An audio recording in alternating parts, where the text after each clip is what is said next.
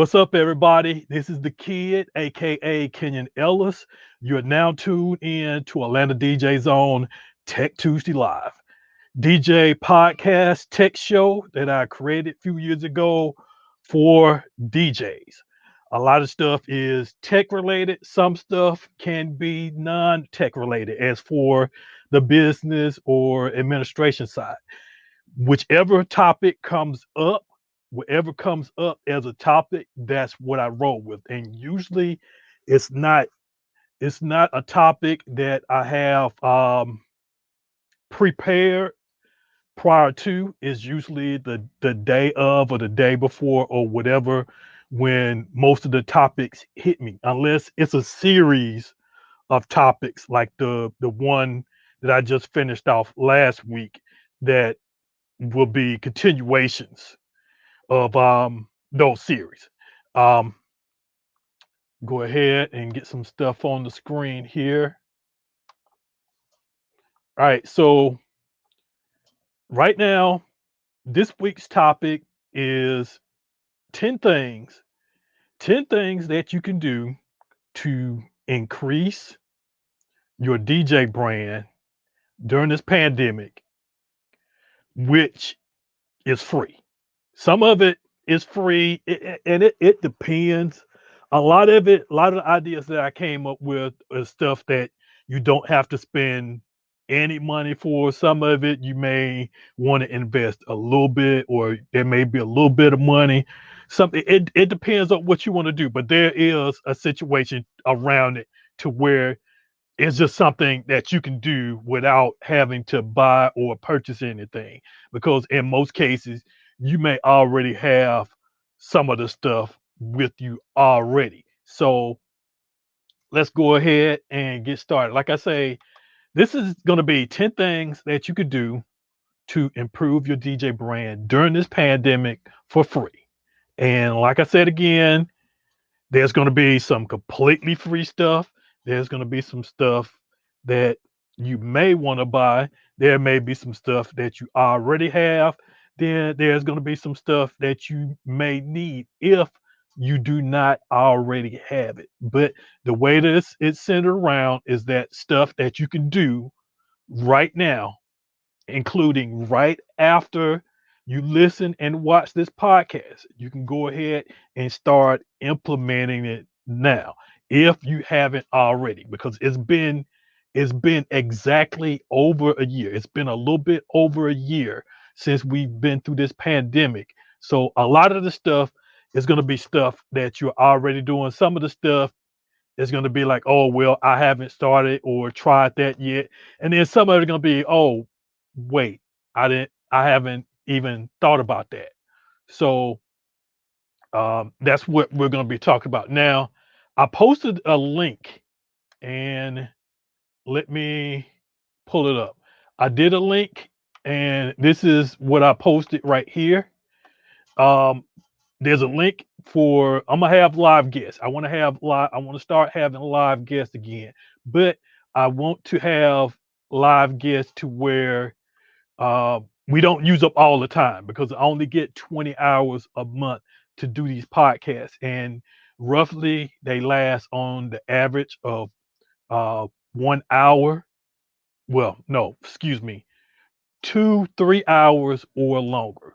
With the longest, I think, was maybe like 7 or 8 hours or whatever. It was like I had a whole bunch of people there, and the discussion was going on. But I do want to get anybody that may have some input, or that may want to comment on some of the topics that I say, because I'm just going to say it, and it's going to be short and brief based on what I know. And then if anybody else wants to add in input, they can. Now, here's the link right here. It's posted in the comments. So you can click on it in the comments, and then I will see you as you try to get in the room. Now, it's better to make sure that you have your webcam and your audio or your mic on. If you don't have video, at least your mic, so we can hear you. So if you want to be a guest for that, make sure that you hit this link right here, and I will see you pop up as a guest, and then I will invite you on.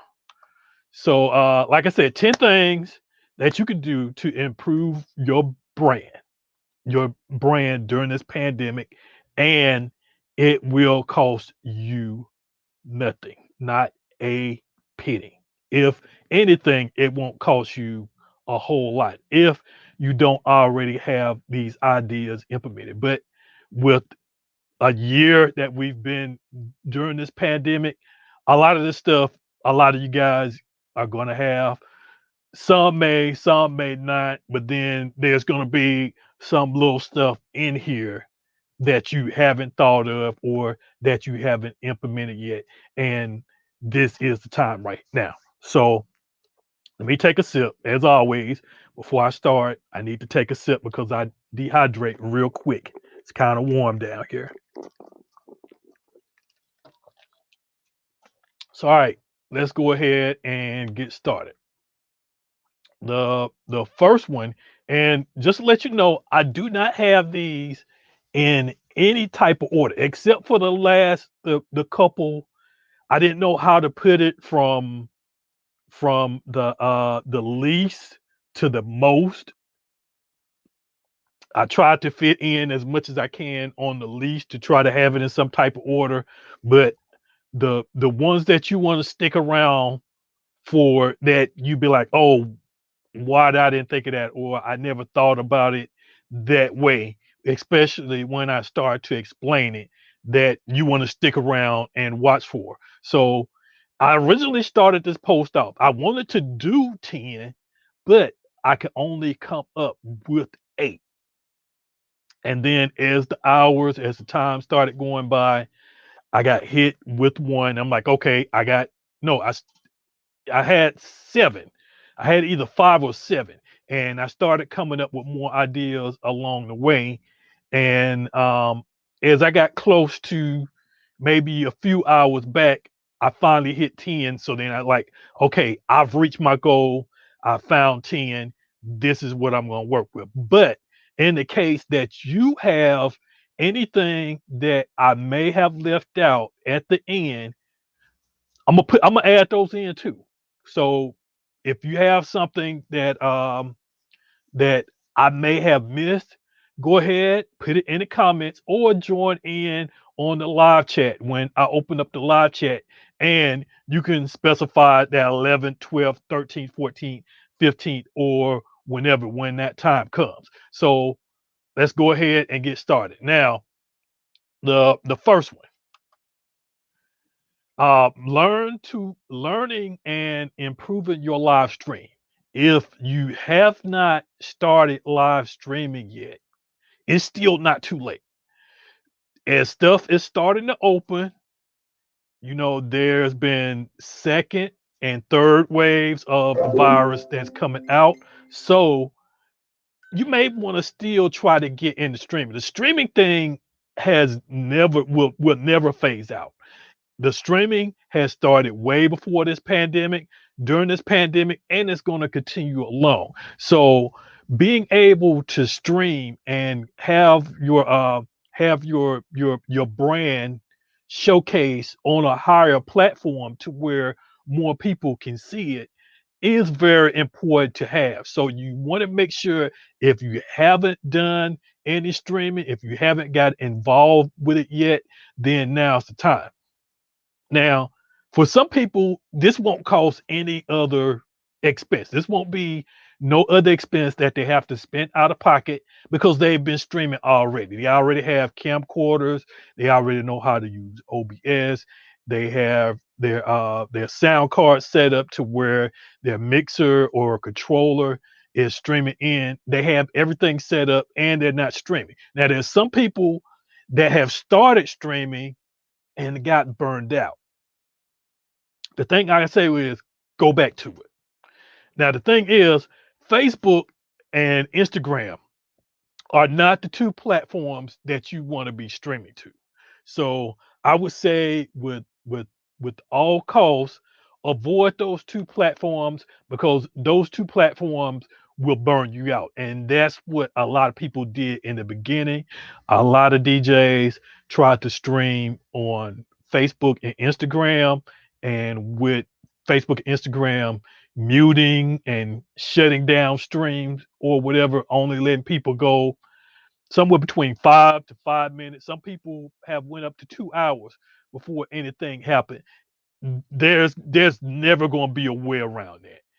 I I have other pot. If you check out my other shows, especially the one what I did with Shay Lawson, you will understand a little bit more about that. So if you haven't subscribed, make sure you subscribe to my videos and also look back at past videos that I've done, especially within the past year, and you will see and read a lot of information that will cover a lot of the stuff that I'm talking about today. So, like I said, if you haven't started live streaming, or if you started live streaming and stopped, you don't want to give that up. You don't want to give it up, because right now, that's how people are seeing you. People are seeing you live stream by what you do online. Now, you like I said, you're gonna have to change your platform. Facebook and Instagram are not the two platforms that you want to use. You may want to go to Twitch, possibly YouTube, and they're a paid service. Now, these two, Twitch and YouTube, is free. Now, if you want to do a premium service, you have Mixcloud Live and Play DJ.tv. And there are more and more services that are opening up that you can stream to. There's even a service, and I hope he shows up to Derek. If he shows up and mention, and I have it on my phone somewhere, remind me later in the show, and I mentioned it, but there is a platform that you can stream to on your phone or mobile device, and you get paid to stream to it. And that's a service that he uses. I don't know exactly how much. I think he made somewhere, I know, under $100 a month. I think maybe 25, $50 a month. But there are other platforms out there to where you can stream. But right now, Twitch doesn't cost anything to subscribe to, and uh, YouTube doesn't cost anything to subscribe to. But with YouTube, you're gonna have more chances of the same thing that you get with Facebook. So you may want to just go with Twitch.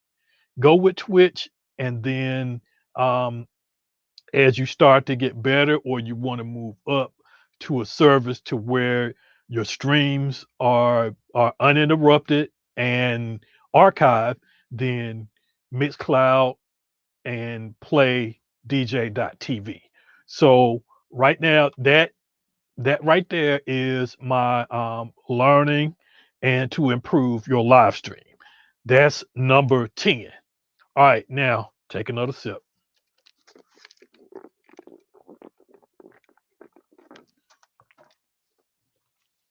All right.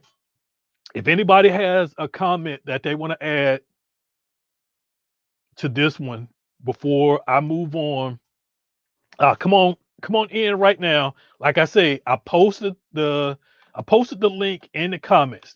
You should see this link right here in the comments. I posted it before the show start. So you click on this link and accept, whatever the terms are, webcam, your mic, and so forth, join in, and I'll let you add in your comment on it. But right now, I'm just going to continue on until people start to join in. So, like I said, this is number 10, live streaming.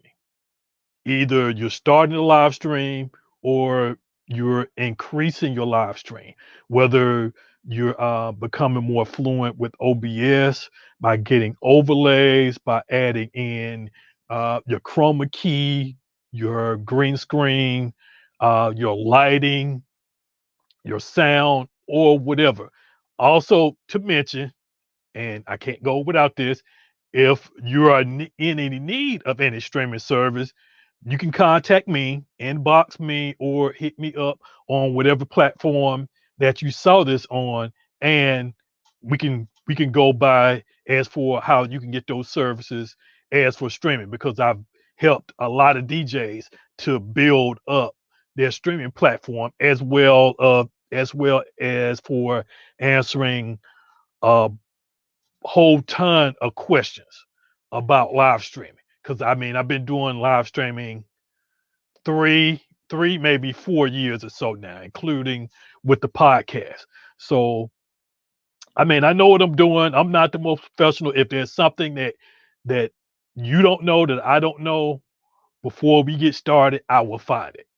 I will find a way to do it one way or another. So, like I said, number 10 is live streaming. Number 9, increasing your networking, whether it's virtual or personal.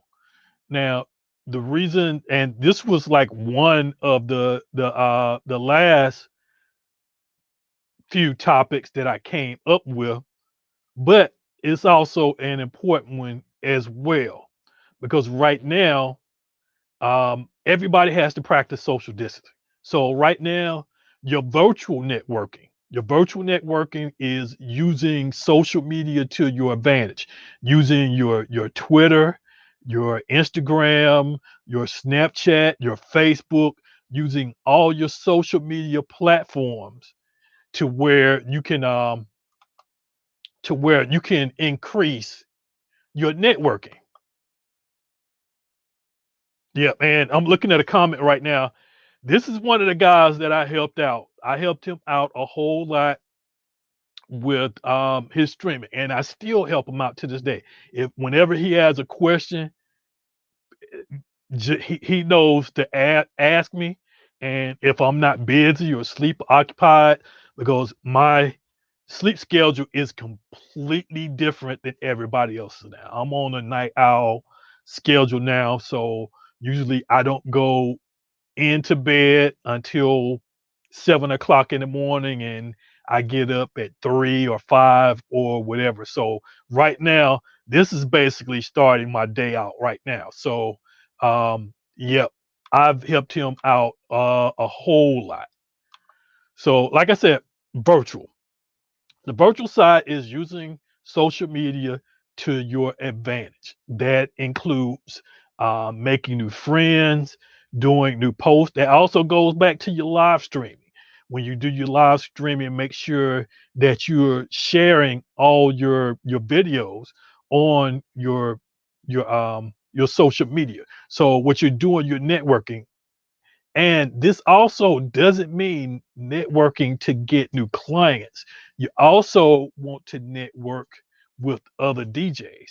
Now, a lot of you guys know that I'm the admin or one of the admins of the Atlanta DJ Zone.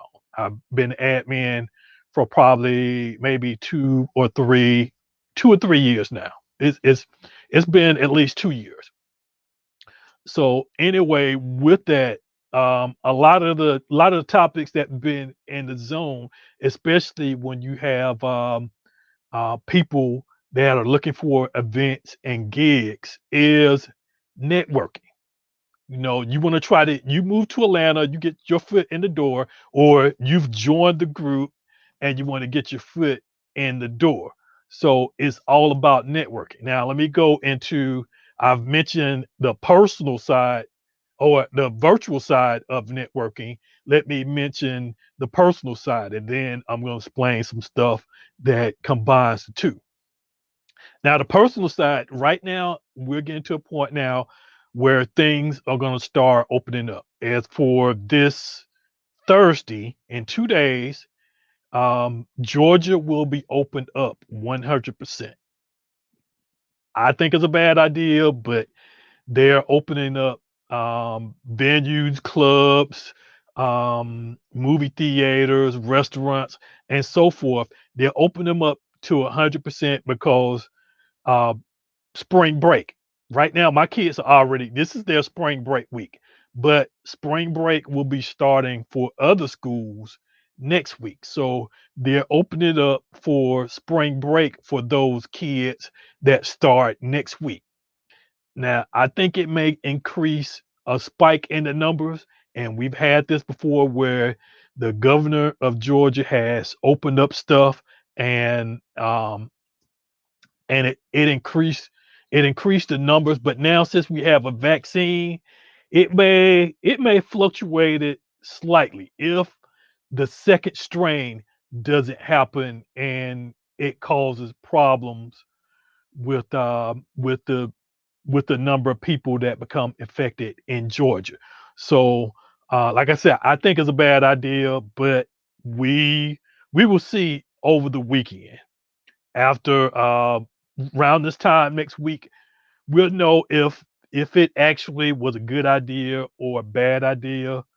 But at that time, we won't know. So basically, the virtual and the personal, as for networking, and this goes for the same, like I was saying earlier with the zone group, is that, say for instance, if you're a DJ and you join the group for the first time and you live in Atlanta and you want to get more gigs, and a lot of the posts saying that you need to network. Nobody's not gonna hand off any gigs to anybody that they don't know anything about, and that just join and asking that question. You usually have to work your way up to that. You have to reply to posts, create posts, comment, and so forth. You have to be more interactive. Networking.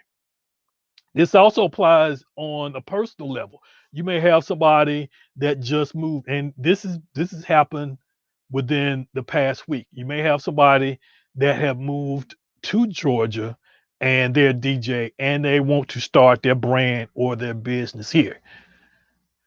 You're gonna have to network. You're gonna have to go around to clubs, bars, venues, or whatever. You're gonna have to meet people. You need to socialize with other DJs or whatever, because DJs do get extra gigs that they can't take, and they post them and pass them off to other DJs. So that's another thing. Make sure that you network. Network with not only people that you may be working with, like caterers, photographers, videographers, artists, musicians, all these people, as well as event planners, promoters, on up to DJs, sound guys, anybody that may be able to link you to other resources that you need, and that's on a virtual level and that's on a personal level. It depends on which one that you can do, and this goes back into using your social media in order to do that. Now, to make this is a note real quick, and I'm going to add this in as well. Let me create this as a banner.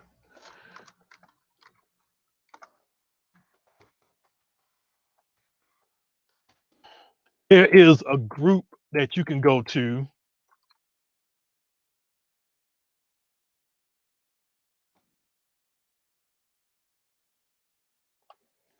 and here is the link right here. If you go to this, and I probably should have, I'm gonna add it in. I'm gonna add the link into the comments, either sometime during the show or after the show. This is a group that I created probably 2, 3 years ago.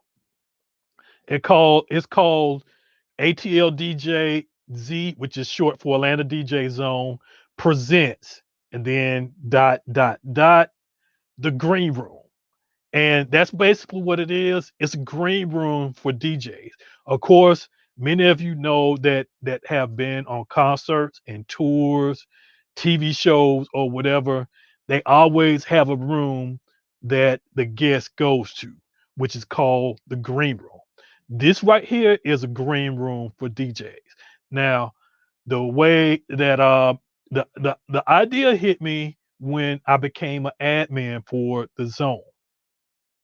The number of people that are requesting an invite for that room is maybe between 20 and 30 a week. And so everybody that requests an invite for that room is not a DJ. The group was created for DJs only, not for artists, not for producers only, not for promoters, not for fans and groupies, only for DJs. So at that point, we will only screen and allow DJs into the group. Of course, we had a few times where a lot of people slipped between the cracks and were in the group and they caused problems and they had to go. So we kind of tightened down on it, check people's background, ask questions or whatever. But there was a lot of people that we were denying other DJs to network with. So what I did, and it was on St. Patrick's Day. I think St. Patrick's Day fell on a Saturday that day that I created this group. I came with the idea and I created this group as a sister group for the zone. And I created the Atlanta DJ Zone presents the green room. And basically what it is, it's a group that all the Atlanta DJ Zone DJs can also become a member of without having to without having me to accept any invite if I have it linked to the zone group. So when you request to join the green room, it sees that you're a member of the zone and it automatically invites you. So DJs from the zone, I don't have to invite. Only those that are outside, those that have been trying to get in the rooms, those artists, those promoters, those event planners, photographers, videographers, caterers, um, clients, brides, grooms, anybody that's looking for a DJ or that wants to promote a service to a DJ can go to that room and network with the DJs. So if you're not a member of that group right now, there's the link right there. It's going past, it's right there. Make sure you type it in. Facebook.com/groups /DJ Green Room. That's what you need to know. DJ Green Room, because that's what it is. It's a DJ Green Room. So that right there covers that topic. Where is my cursor? Okay.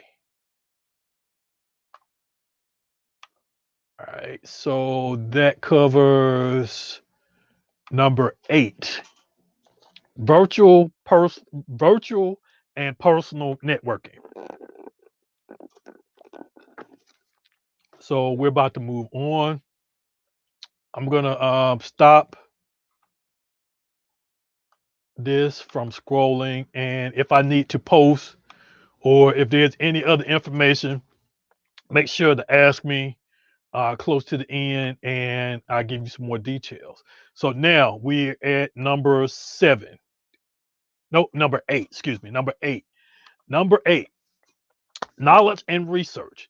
This was like one of the last ones that I thought about as well. I mean, this one didn't hit me as much as most of them.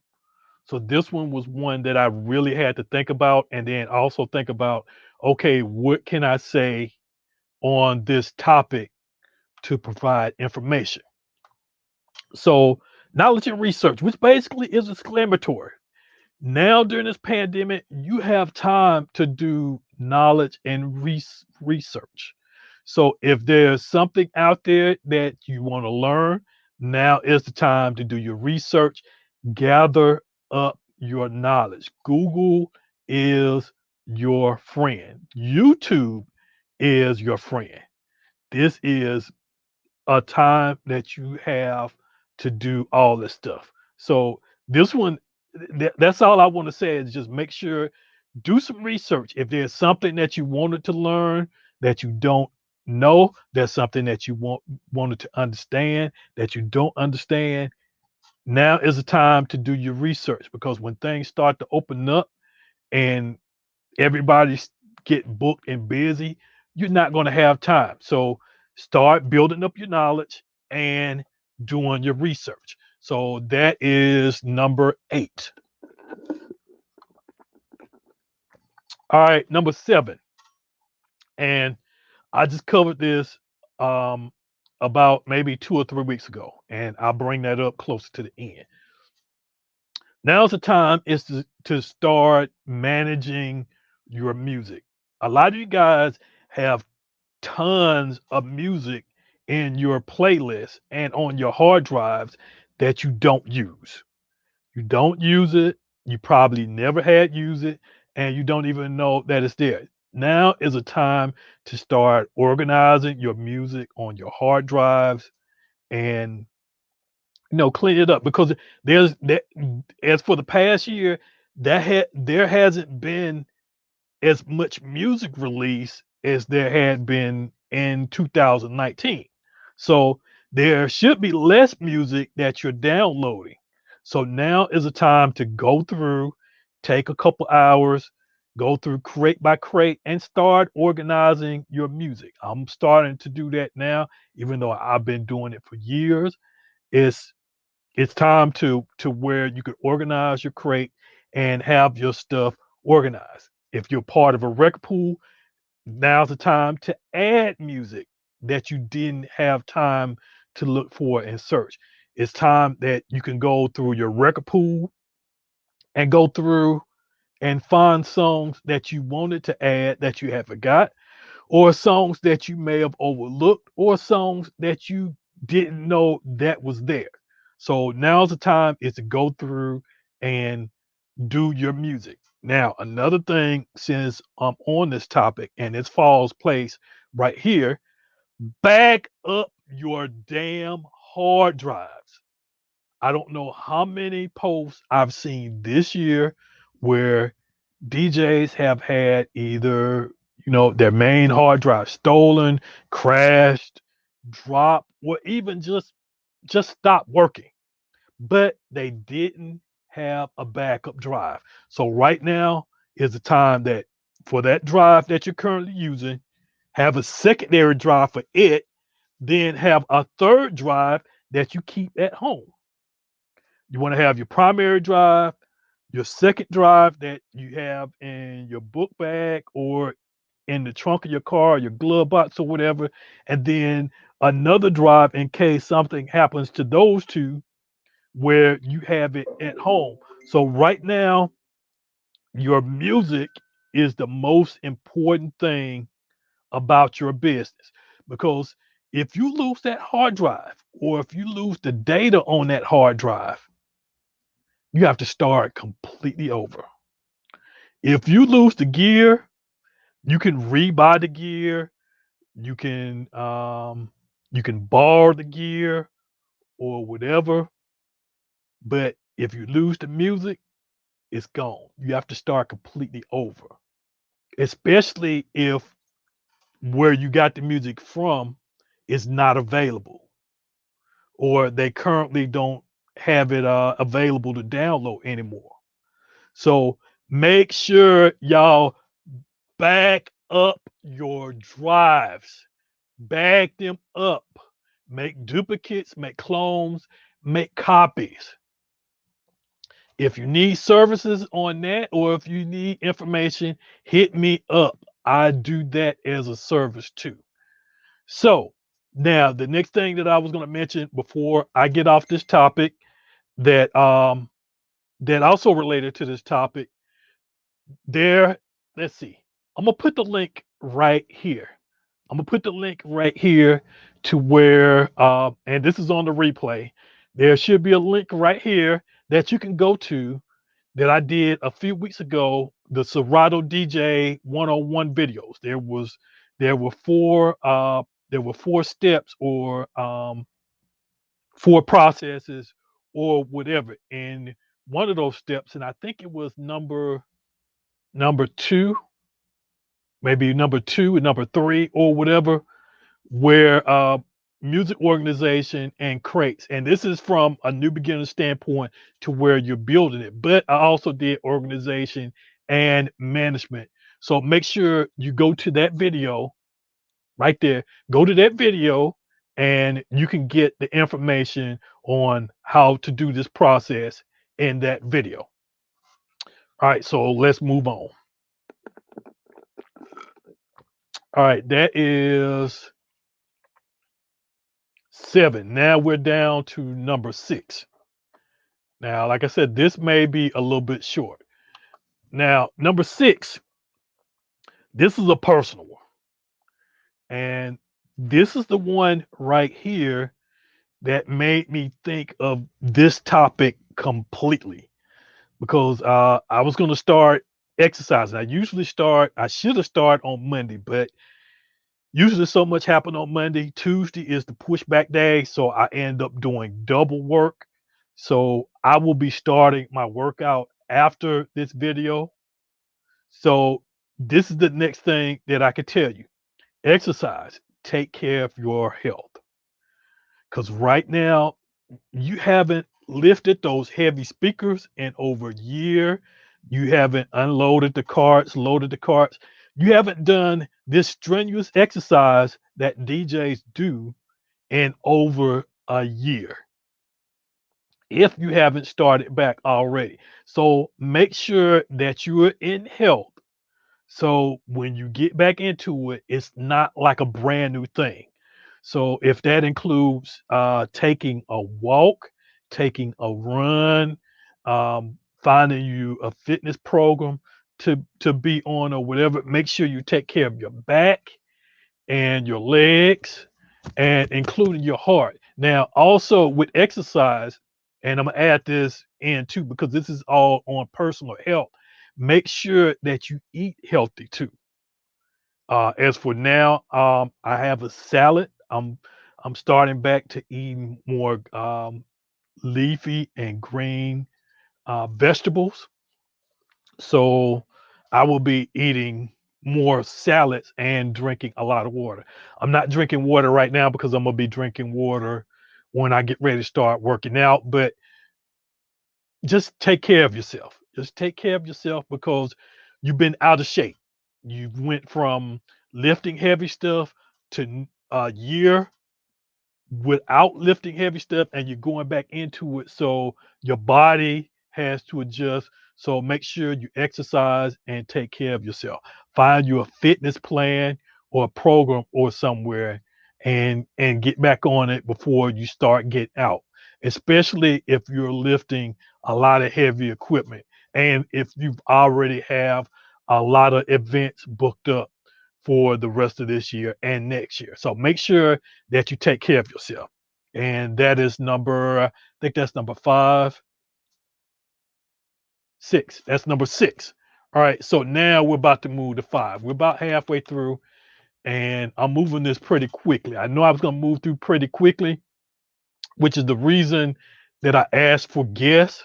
If there's any guests that want to come on, I was going to let them add their comments in as I finish each before I move to the next one. So at this point right now, I may just hold it to where at the end, once I've discussed everything, have guests come in, and then anybody can comment on whatever was previously spoken on, as well as add something that I haven't mentioned earlier. All right, so number 5. Number 5 is maintenance of your gear. Now, your controller has been sitting. Of course, if you're doing live stream, then you're using your gear, but you're not using your gear as much as you would, um, as much as you would if you were doing your event. Now, as for stuff like cables and speakers, now's the time you may want to open your speakers up and wipe them down. Make sure there's no rips or tears in the combs. um, Make sure everything's connected. Do sound checks on them, making sure that they're good.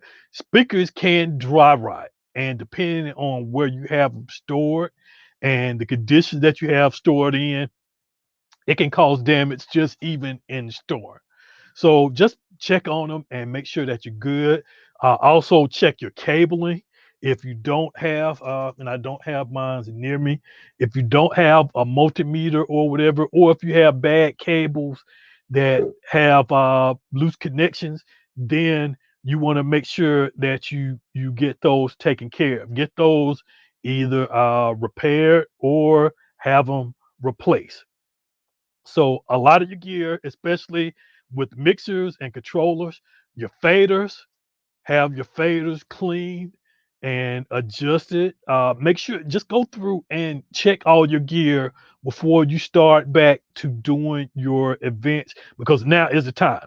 You got a lot of downtime. Make sure your gear is set and that is prepared. So when you get back in it, you're in it. You won't have any issues or any problem. So make sure that you get back into that. Now, that was number 5. Another sip, and we're moving on to number 4. Excuse me. Number 4. Number 4. Now that you have this downtime and you're at home, it's time to learn a new skill set.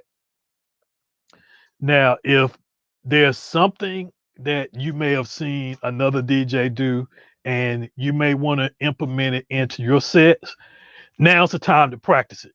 Practice it before you get into that gig or that event and try to do it. This is the perfect time to learn a different skill set. Now, another skill set that I can tell you to try to do is doing blends and mixes on the fly, or to make your blends and mixes to where they're prepared to where you can you can do it seamlessly. It's basically where you have it like muscle memory and you can do it without any flaws or any issues or whatever. Now, if you're a new DJ and you just started and you don't know how to blend, you don't know how to mix, you don't know how to beat match. Now is a time to start learning those essential skills if you want to be a mixer. Now, another thing that I'm going to say, and a lot of DJs now don't really use this, there are only a few out there that do. And I'm one because this is the way that I started off. I started off as more of a turntablist. I wanted to be more of a turntablist than an actual mobile DJ. But mobile DJ paid the bills. So I was able to learn and do both to where when I'm doing whenever I'm doing a mobile gig, I use scratches and I use scratches in a way to where they're not overdone, to where they're done correct in the mix and at certain times in certain mixes. So if this is a point right now to where you want to learn how to scratch, now is the time that you want to do that. You may want to learn those scratches. And coming up soon in the next couple months, that's going to be some of the videos, and they're not going to be live videos. They're going to be recorded videos that I have that's going to be covering all the basic scratches and maybe with the exception of one advanced scratch.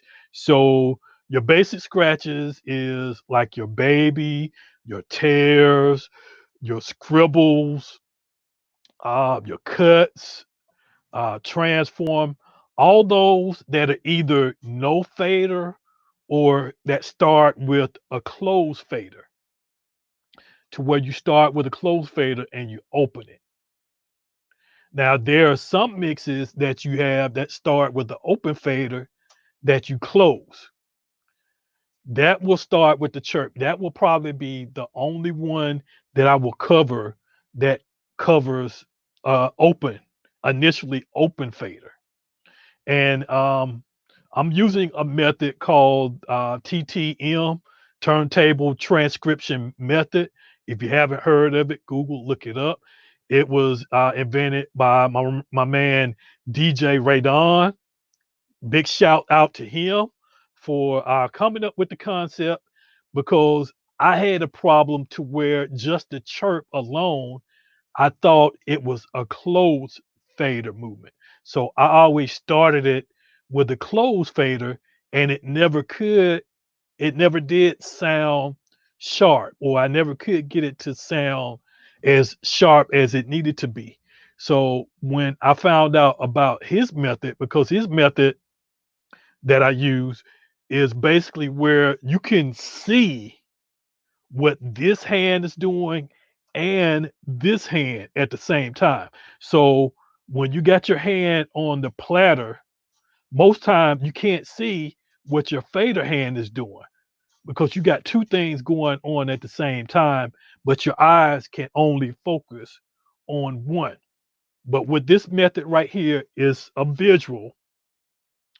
You can see what the record hand is doing, and also at the same time what the fader hand is doing. So when I understood that, I was able to understand, okay, this is not a closed fader.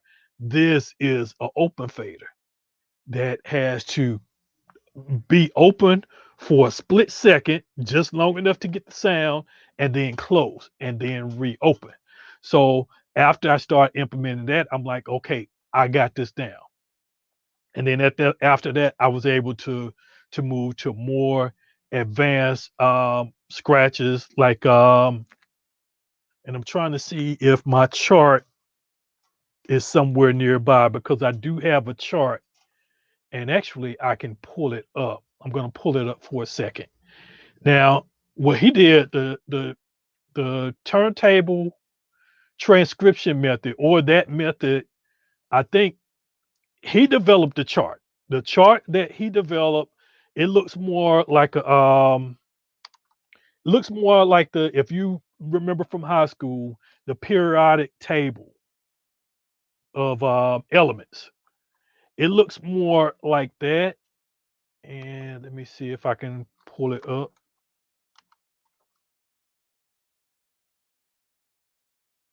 Should have it on this computer somewhere. I thought I saw it somewhere. Okay, I did. I know exactly where it is. I'm just not looking there. Uh, but anyway, that's the method that I use to teach, and it's, I mean, it's self-exclamatory to where you can see how everything works, and exactly what this hand needs to be doing as well as this hand. Here it is right here. So let me open.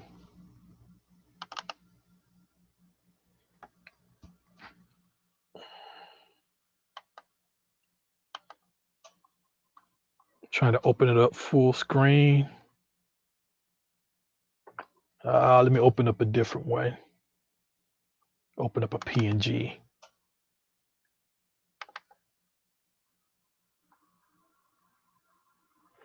All right, let me screen share it real quick. This is the chart right here. Uh, let's see which one. I need to close one. I got too many open. And I have a huge chart of this on my wall, and it's large. It's like a twin size blanket size.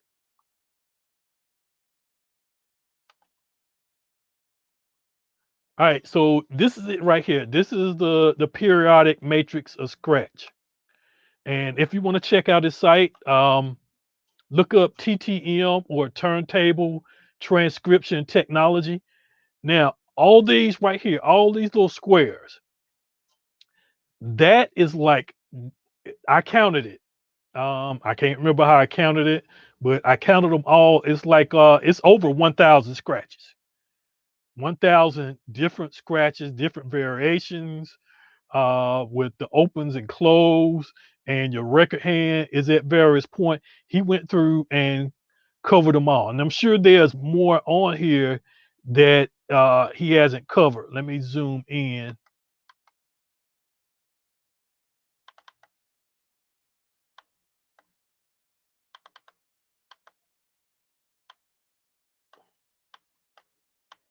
All right, now I'm zooming in. All these, just like this. This is a low high click flare, low flare, low one click flare, and then you have this is your chirp right here that I was mentioning. Any circle that's open is starting from the open position, closes at the top, and opens again. So in this movement right here, the the the up the upwards of the curve is your forward hand. The downwards of your curve is your backhand. So it goes more like this: forward, back, forward, back, forward, back. So as you start to reach the top with your record hand is where the top of the curve is. And then instead of coming backwards, you're just going down. You're still going into the time motion, which you're going from left to right, except you're just coming back down and coming out of it. So it's like sunrise, noon, sunset, sunrise, noon, sunset, rise, noon, set, rise, noon, set, rise, noon, set, rise, noon, set. Same thing, rise, noon, set, rise, noon, set. And I understand all of it, and that's the method that I teach. And this is the first one that I'm gonna start off with is the baby. And I mean he has everything broken down with the key chart over here indicating the open circle is a fader on, which means the fader in the middle or your sound is on, and close or shaded in is the fade off, which means it's close. And then he got other like C is click and zero, no click and twiddles, triplets. I mean, he has it broken down to a science. So I will put his information if you want to get this chart, and it comes in several different methods. It's and they're all high graphics.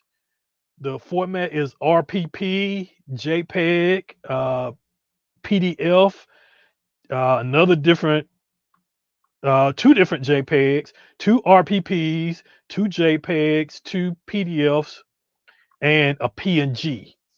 And these are like high formats. Of course, you see that there are, even if I zoom in, they are at a high resolution.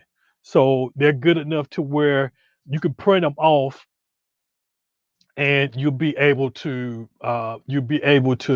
see it without any distortion. And like I say, I have a large one, a very large one. It's not as large as my green screen, but it's about the size of my whiteboard. If you haven't seen my whiteboard, so I mean it's large. It's probably 6 feet by 5.5 feet, or it may be 6 by 6.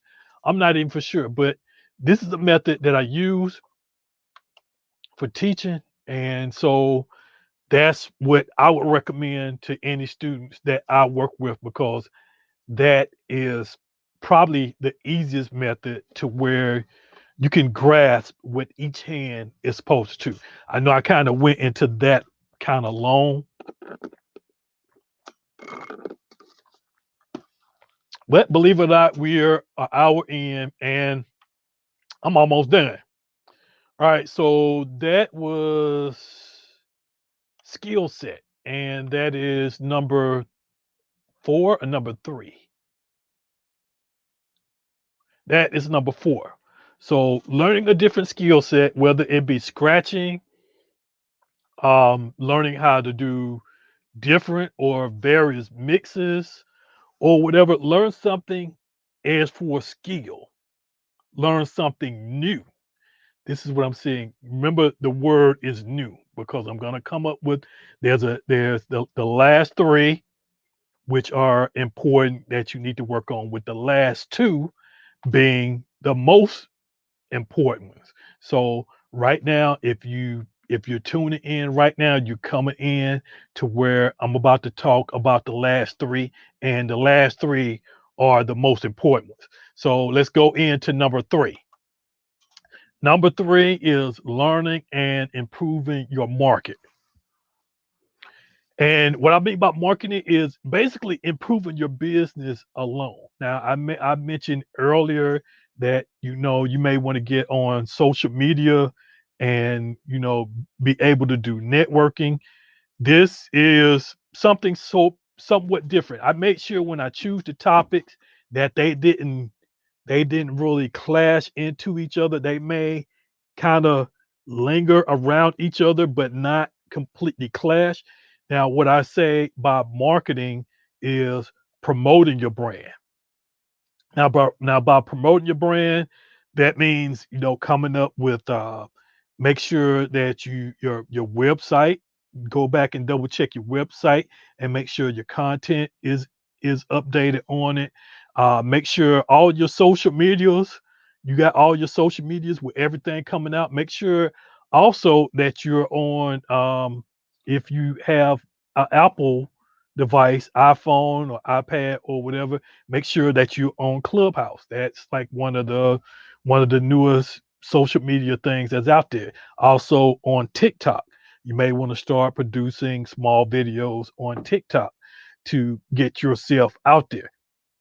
Now, on the marketing is make sure that your advertising and your promotion is there too, that you're promoting yourself there as well. Make sure that you have business cards so when you're out actually seeing people, you have something to give them. Now, another thing that I would mention right now, since we're going through a thing with social distancing, create QR codes that that stores all your information. So all a person would have to do is take the camera against your screen, against your QR code, and it will direct them to a link to where all your information is there. Social distancing, no contact whatsoever, that will probably be the best thing to do. Now, there are some applications out there that you can use to where you can tap devices against each other and it will transmit. Now, if you're on Apple, you could do AirDrop. You can AirDrop your information to another person. So, what you want to do, you want to make sure that you're in the position and that you work on your marketing, your advertising, and your promoting. This is also a good time to also make sure your taxes and your financial stuff is also taken care of too. Make sure that you're having your budget if you're out spending gear, that you're not just buying gear that that's coming out new but you don't have a use for it. I would just say wait until the time, unless it's something that you're replacing and you're getting rid of something to fill in that spot. So make sure with marketing, you want to make sure promotion, advertising, finances, everything on the business or the administration side of your business is being taken care of. So make sure that you're doing that. Now, my drink is almost done, so I brought another bottle here to refill. So get it down to the last two. These last two right here are probably the most important. I move these from further up in the ranks to a higher position because they're the most important ones. They're ones that you definitely need to be doing right now.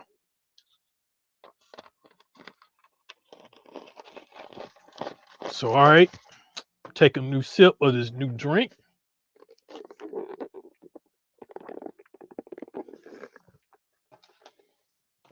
And let's move down to number two. Number two, and I've heard people say this over and over again, whether you're a new DJ, whether you're a DJ that's been out 5 to 10 years, or whether you just started right before this pandemic or during the pandemic. Practice, practice, practice. Because there's been a lot of reports of DJs out there that have been doing mixes, whether they're doing them on live stream or whether they've been doing them in the actual events that have just been train wrecking. The mixes are just completely off. They didn't take the time to learn the music, the new music. They didn't take the time to practice the transitions. Just like with any instrument, DJs have to practice too. You have to learn the songs, you have to learn when to drop, when to drop in, when to drop out, especially with both songs. You have to know how much time you have in the current playing song to bring in the new playing song. Then you also need to know the BPM to get a general idea as for where to match up to match the BPMs to where they are in sync instead of it being off and causing a train wreck. So make sure you guys, now is a time to practice, practice, practice before you start your actual events. So that one is the most important one, or that one is an important one. Now, this last one, this was the last thing that I came across. I talked to another DJ. He may be here now. He didn't understand this one. I explained it as for why I use this one, and a lot of people, um, it may apply, it may click to some people, but it may not click to everybody. But if it clicks to you, let me know. Comment, comment at the bottom, and let me know if this works out for you, because this works for me. This is how I get all my ideas in, and I'm going to share what you can do in order to make this work for you if it doesn't already. And this is the last one that you may not think about, but if you try it, you don't know what may happen, and it may not be for you, but somebody out there may get the same idea or may use it as I do. And that's rest and relax. Do absolutely nothing, complete silence.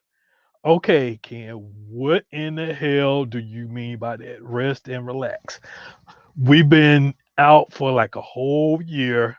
I haven't been doing any events, any gigs, or whatever. Why are you telling me to rest and relax? I've been doing that for a whole year. Have you? Have you been really resting and relaxing?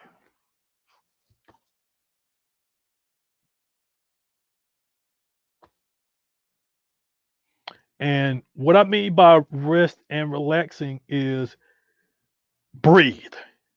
Breathe. Take some time and just back off for a minute. Back away from your gear, back away from your music, back away from social media, back away from everything, and enjoy the stuff around you. Get get a sense of no thought. You have no thoughts in your head. You have no focus. Take the focus off your head to clear more room for more thoughts. Now, here's the ideas where stuff like this work for me. When I'm in the shower, that's when I have more thought. That's when I can get more thinking. I'm the only thing that I hear is the water. I'm hearing the water. I'm feeling the water. Usually, if I'm not in a rush, I'm at peace. Uh, I'm feeling more relaxed. I'm feeling more relaxed, and I can think. And at that time, I come up with other stuff when I'm in the shower. Sometimes I would go take a shower just to think. When I need an idea, when I need to brainstorm something, when I need to clear what's in my head, I may be working on something and it just completely boggled my mind. And I'm like, man, I need to take a break. Let me go get a shower.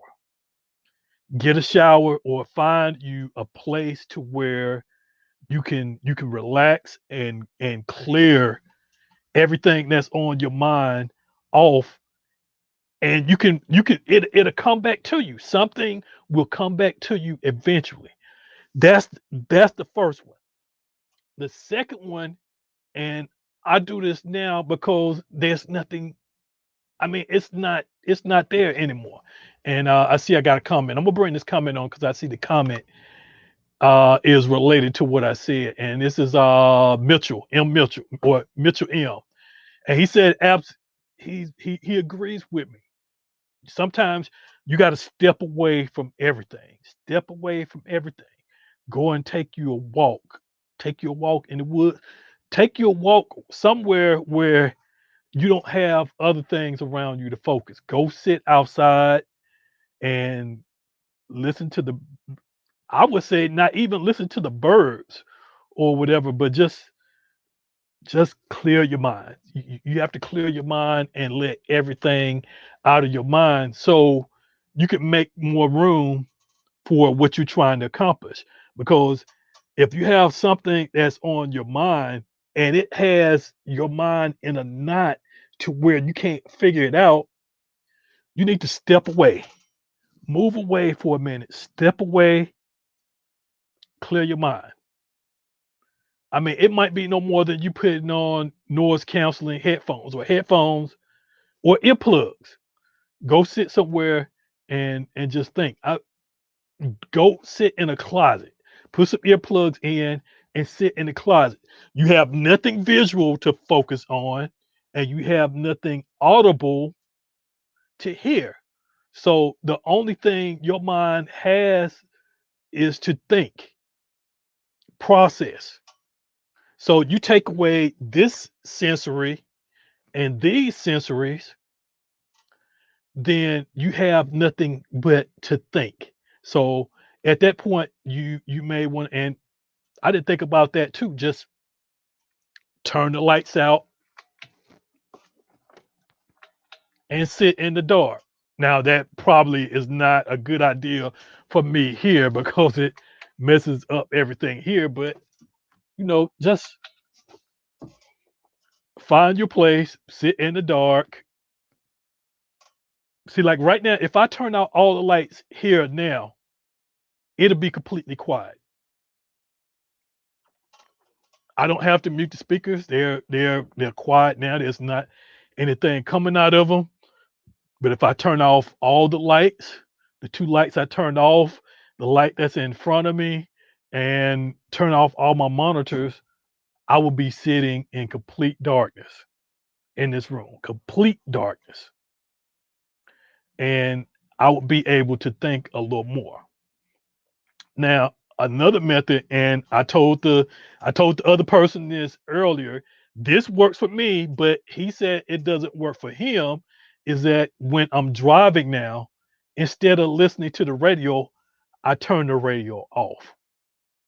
Most of the times when I need to think, especially on long drives, I just turn the radio off to where I'm focusing on driving.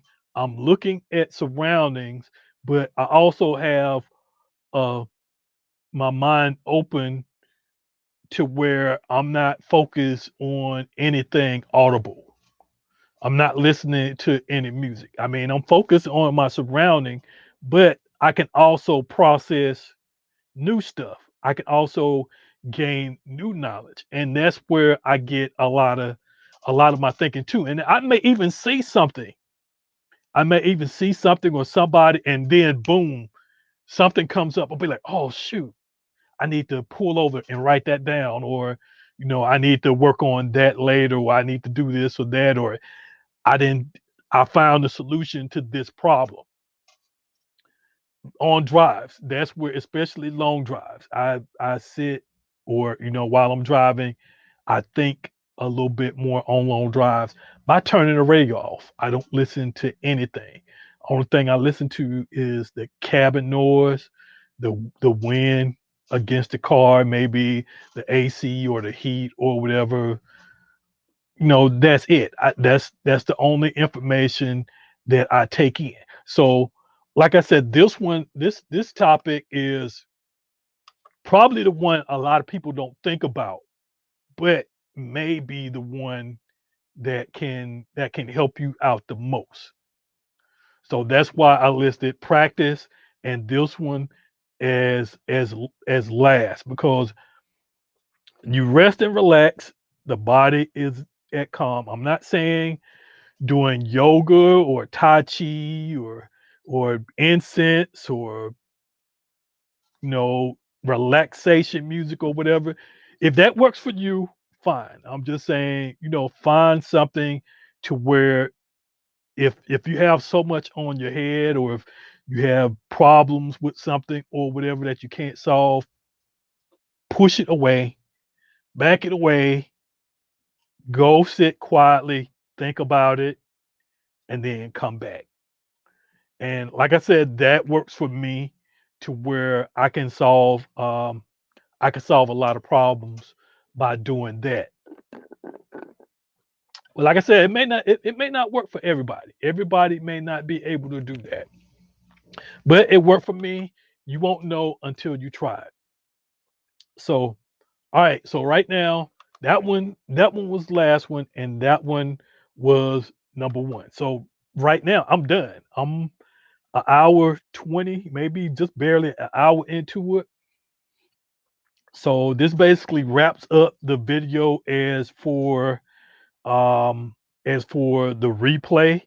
So I'm just going to say, for those that are watching the replay, make sure you like, share, and subscribe, because I will have a ton of videos that I will be uploading to add with that were once live, but that were recorded to different platforms. So make sure you like, share, and subscribe. Ring that bell so you get those notifications, because I may be uploading them a lot at a time, and they won't be live. They'll just be recorded videos that I go through and edit to where you can watch other topics and stuff. And they're going to be a lot older videos that I recorded, maybe like 2 years old, that may have been recorded on different platforms. So, like I said, this covers it for the live. As for, well, the live stream is going to continue, because right now I'm going to go ahead and open it up. And I had somebody that was trying to get in, but I said I was going to just hold all the opens. Anybody that wanted to join as a live guest to the end, we're to this point right now. So that link in the comment, click on that link if you want to join me live now. If there's something that I missed, now's your time. Go ahead and add it in with the live. If there's something on one of the topics that I mentioned that you want to add in, you could also add that in right now. So right now, I'm getting people to join in live and to share what experience or what knowledges or whatever that they have that they can have in. So right now, I'm opening up the room, because as for the recorded, the edit is going to stop at this point right now. So if you have anything that you want to add, come on and join. We got about I'm gonna give about a few minutes. Let me find one of my I don't even think I have it. I had a well, I'm just gonna sit here for a while, because right now I don't have I don't have anything as a space filler to add until then. All right, got Steven in. What's up, guys? Been in and out, networking and another stream. No problem, man. Hey, I'm done. I went through all 10, and I went through all 10 without the guests. So right now, if if you want to comment on and you saw the list, because I was trying to get more input on, I think I got stumped at 7. I needed 3 more, and I was asking if there's anything that I left out, and I came up with the last 3. So if anybody wants to come in and comment on that, this is gonna be it for the live is over. Well, no, the live is not over. The recorded or the replay is over. This right here is yeah, this is probably the fastest. This is probably the fastest. And I got a guess right here. This is Mitchell. I'm gonna go ahead and bring him up. Your mic is muted.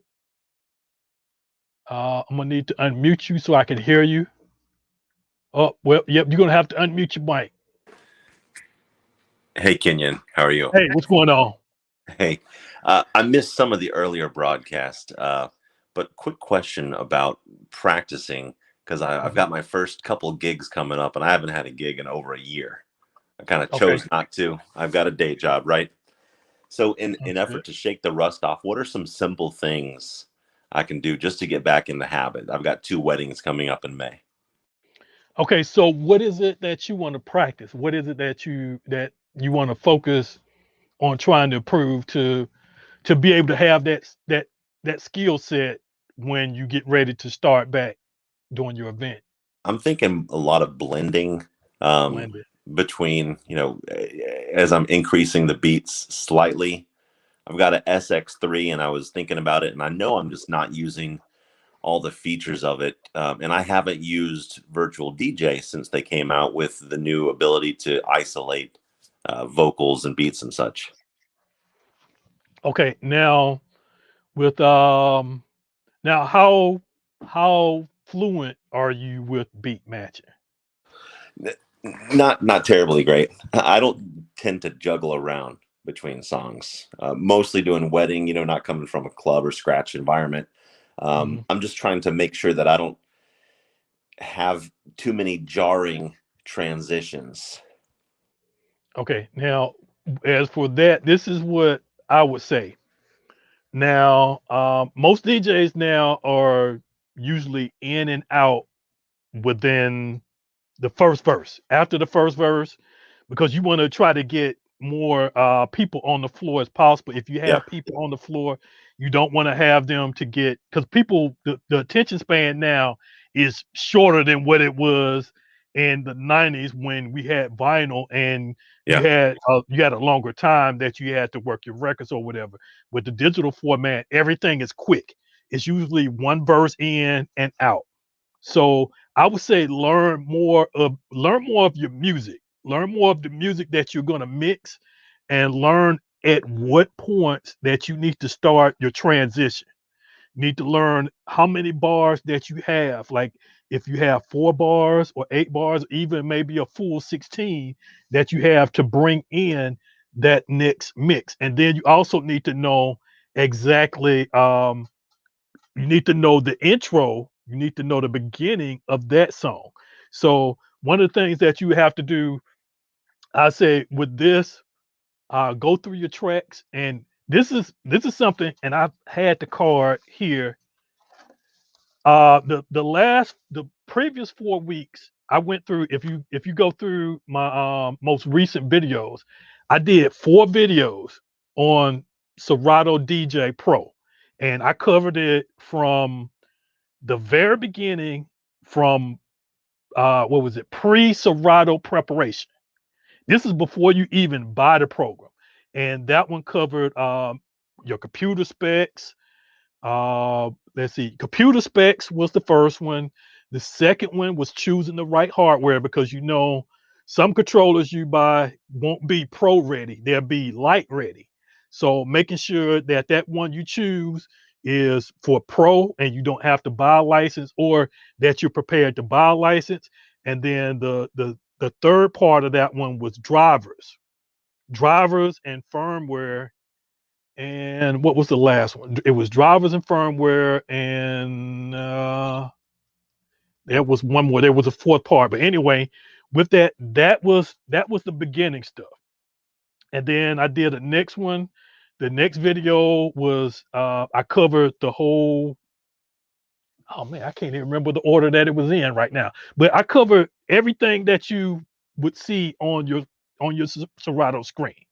I went through and took the tips and put the tips over it, and then I either explained it or I did a quick, brief example of what it was, and I even went into the settings. And in the settings, every setting that you can get. So out of those four videos, you will be able to learn everything that you need. Now, that was the 101 videos. The 202 videos that I'm gonna be doing in the future will cover a lot of stuff like labeling, creating cue points, hot cues, loops, um, special effects like flip, pitch, and time. I mean, that's going to be stuff that's going to take more time.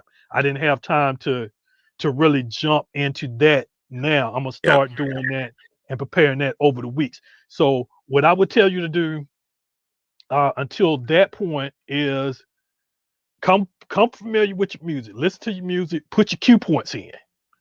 When you put in your Yeah. keyboard, are you using Serato or using Virtual DJ? I'm using VDJ. Okay, using V. Okay, using Yeah. Virtual DJ. Now, I don't. I know you could do cue points with Yeah. Virtual DJ, but I don't know. Can you label your Yeah. cue points? You can. Yeah. And what you mentioned about not playing, the full track or whatever, I'm Mhm. aware of that, but come to think of it, I think the most uncomfortable I am when I'm DJing is knowing a good exit strategy, right? Knowing when to leave the song. Because I know I got the new song queued up, I got the cue points for them.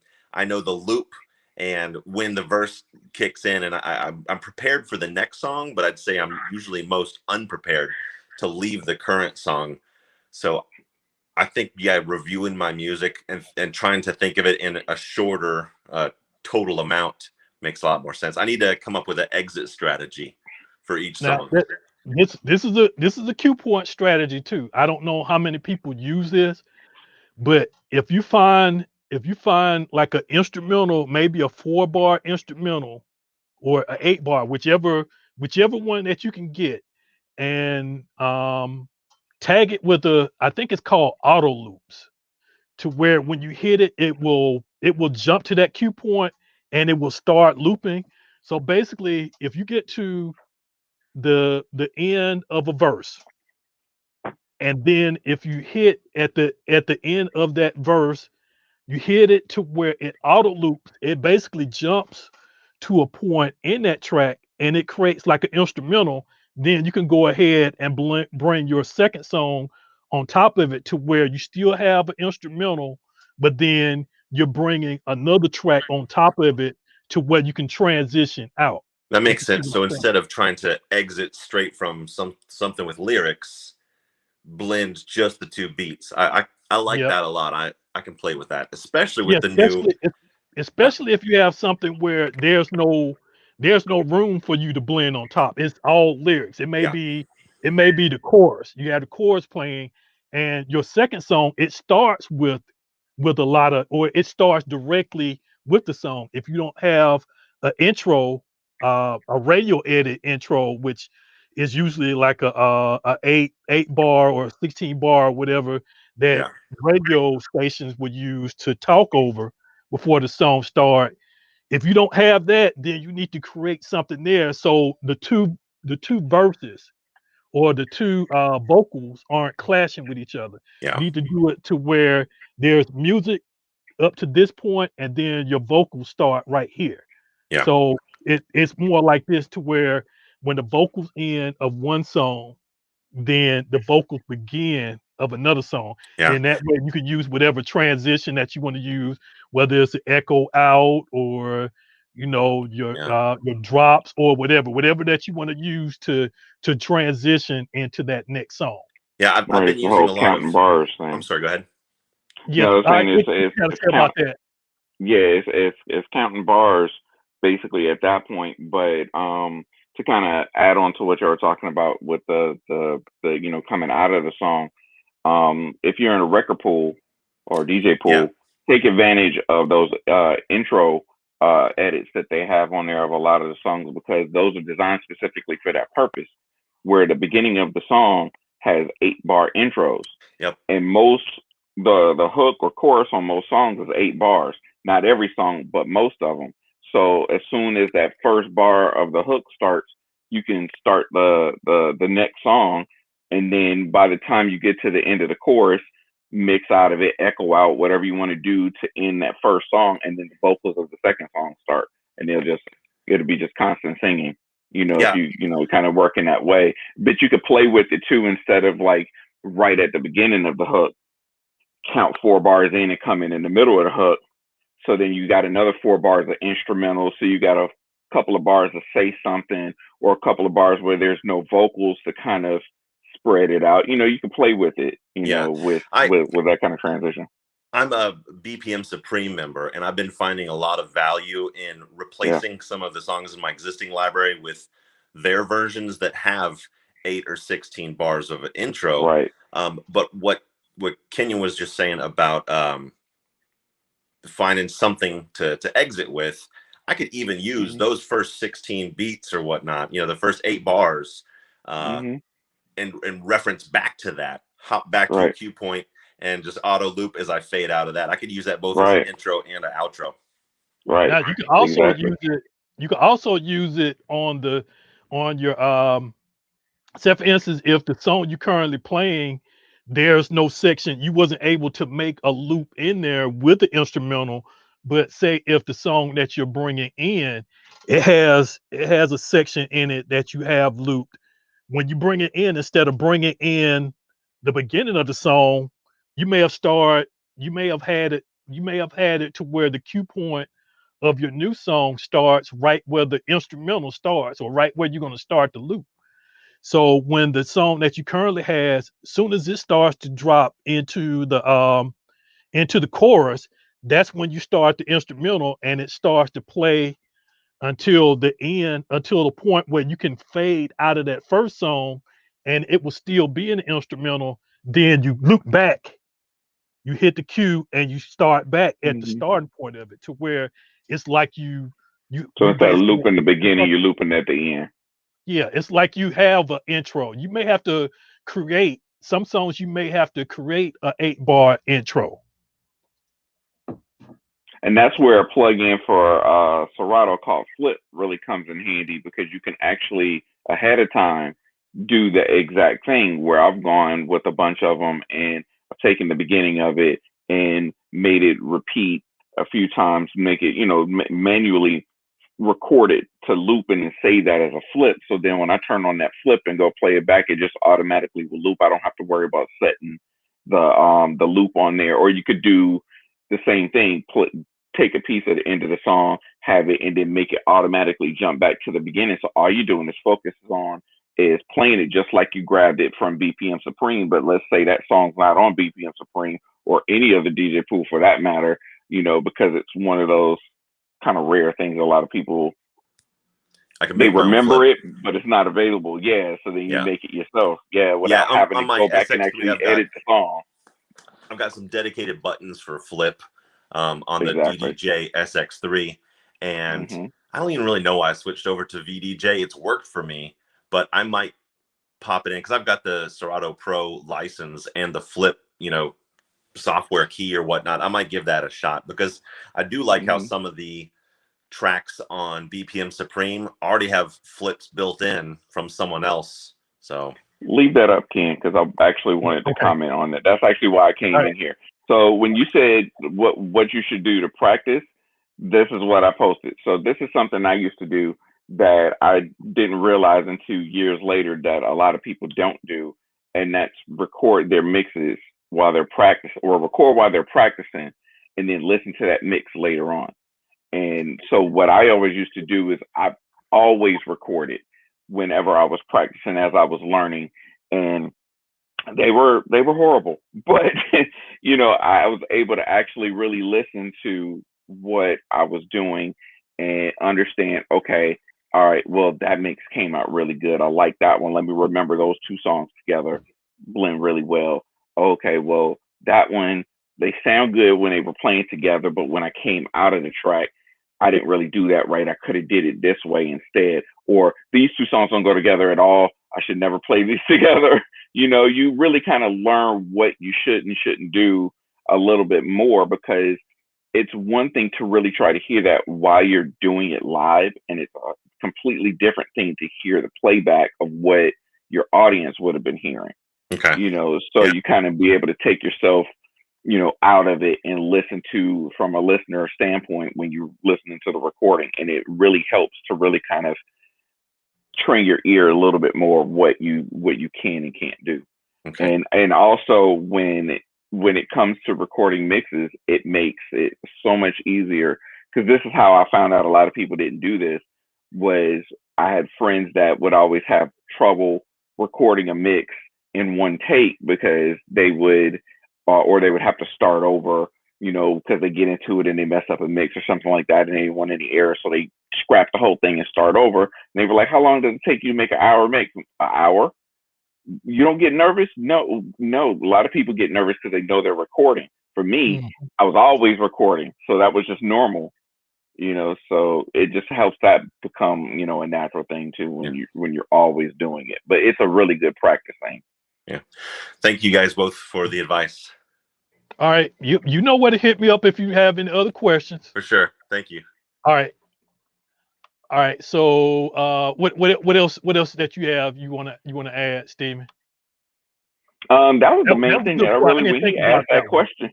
Yeah, when he asked that question, I just kind of, that was the first thing that came to mind when he was talking about practicing. Well, I didn't get to listen to everything you were saying. Like I said, I was in and out with another stream Oh trying yeah, to do double it was duty. Uh, everything but that I sent you. yeah, I saw them as they were coming up. I guess the only other thing would be, the other thing that I was suggesting was, just thinking outside the box with everything. And when I say that, I mean in terms of just anything, whatever you do normal, think about, well, what else can I do? Because a lot of people get caught into, okay, well, this is what the DJ of what kind of DJ I am. If you're a wedding DJ, if you're a club DJ, whatever, you get kind of stuck in doing what is standard for that type of DJ. Well, look at other types of DJs, or look at other entertainment areas. What can you take from that and apply it to what you're doing, and do something a little different that makes you stand out? So just those create, like what you were talking about stepping away and just kind of let your creative juices start to flow when you have your silence, or just come away from the music for a bit or something like that. Add that thinking outside the box to that, so where you can just think of something that is against the norms but actually would work for what you do, and that can help build your brand and make you stand out more, because you're doing something unique, because you thought different. And I know that's probably a common sense thing that a lot of people would be like, well, yeah, that's what we're supposed to do, but never, a lot of people don't think that way. Yeah, a lot of people don't they don't think about it until it becomes time, or it becomes a point where they have no other solution. That Right. okay, what can I do? I'm at my wits end and I can't figure this out. So you have to improvise a little bit more and try to think. Yeah, like you said, Exactly. think outside the box. But I mean, I'm so used to it. I do it all the time. I have to do stuff like that on the fly Yeah. since I became a technician. That's how you got to think Mhm. when somebody brings a problem to you. You may have to think outside of stuff that they think don't even relate to the issue. Like Mhm. Like my computer's not working, and I may ask a question like, okay, is sunlight coming in that room? Is it in the sunlight? And it'd be like, okay, what difference does that make if there's sunlight coming in? I'm like, okay, is the sun shining on the screen? Is it hot? Or it's just something in general that Yeah, they may not yeah, even think about. And if you're not there and if you can't be physically there to see what it is, then you have to come up with other solutions. There was another DJ last night that was working with he had issue with his Mac where uh I'm trying to think of his DJ name, last name Reed. Anyway, he had a computer problem. He was on PC and whatever browser he used, he could not download anything. He can surf the web. He could do this and mm, that. He turned off firewalls. I told him, I said, make sure Defender's off, make sure all your antivirus. And we went through a lot of stuff. And then I just started mentioning stuff that he never thought about that has helped me a whole lot, even though it didn't solve the issue, but it was something outside of the box. It was something that right. you would never think about. And it was the last thing before he logged out, before he gave up.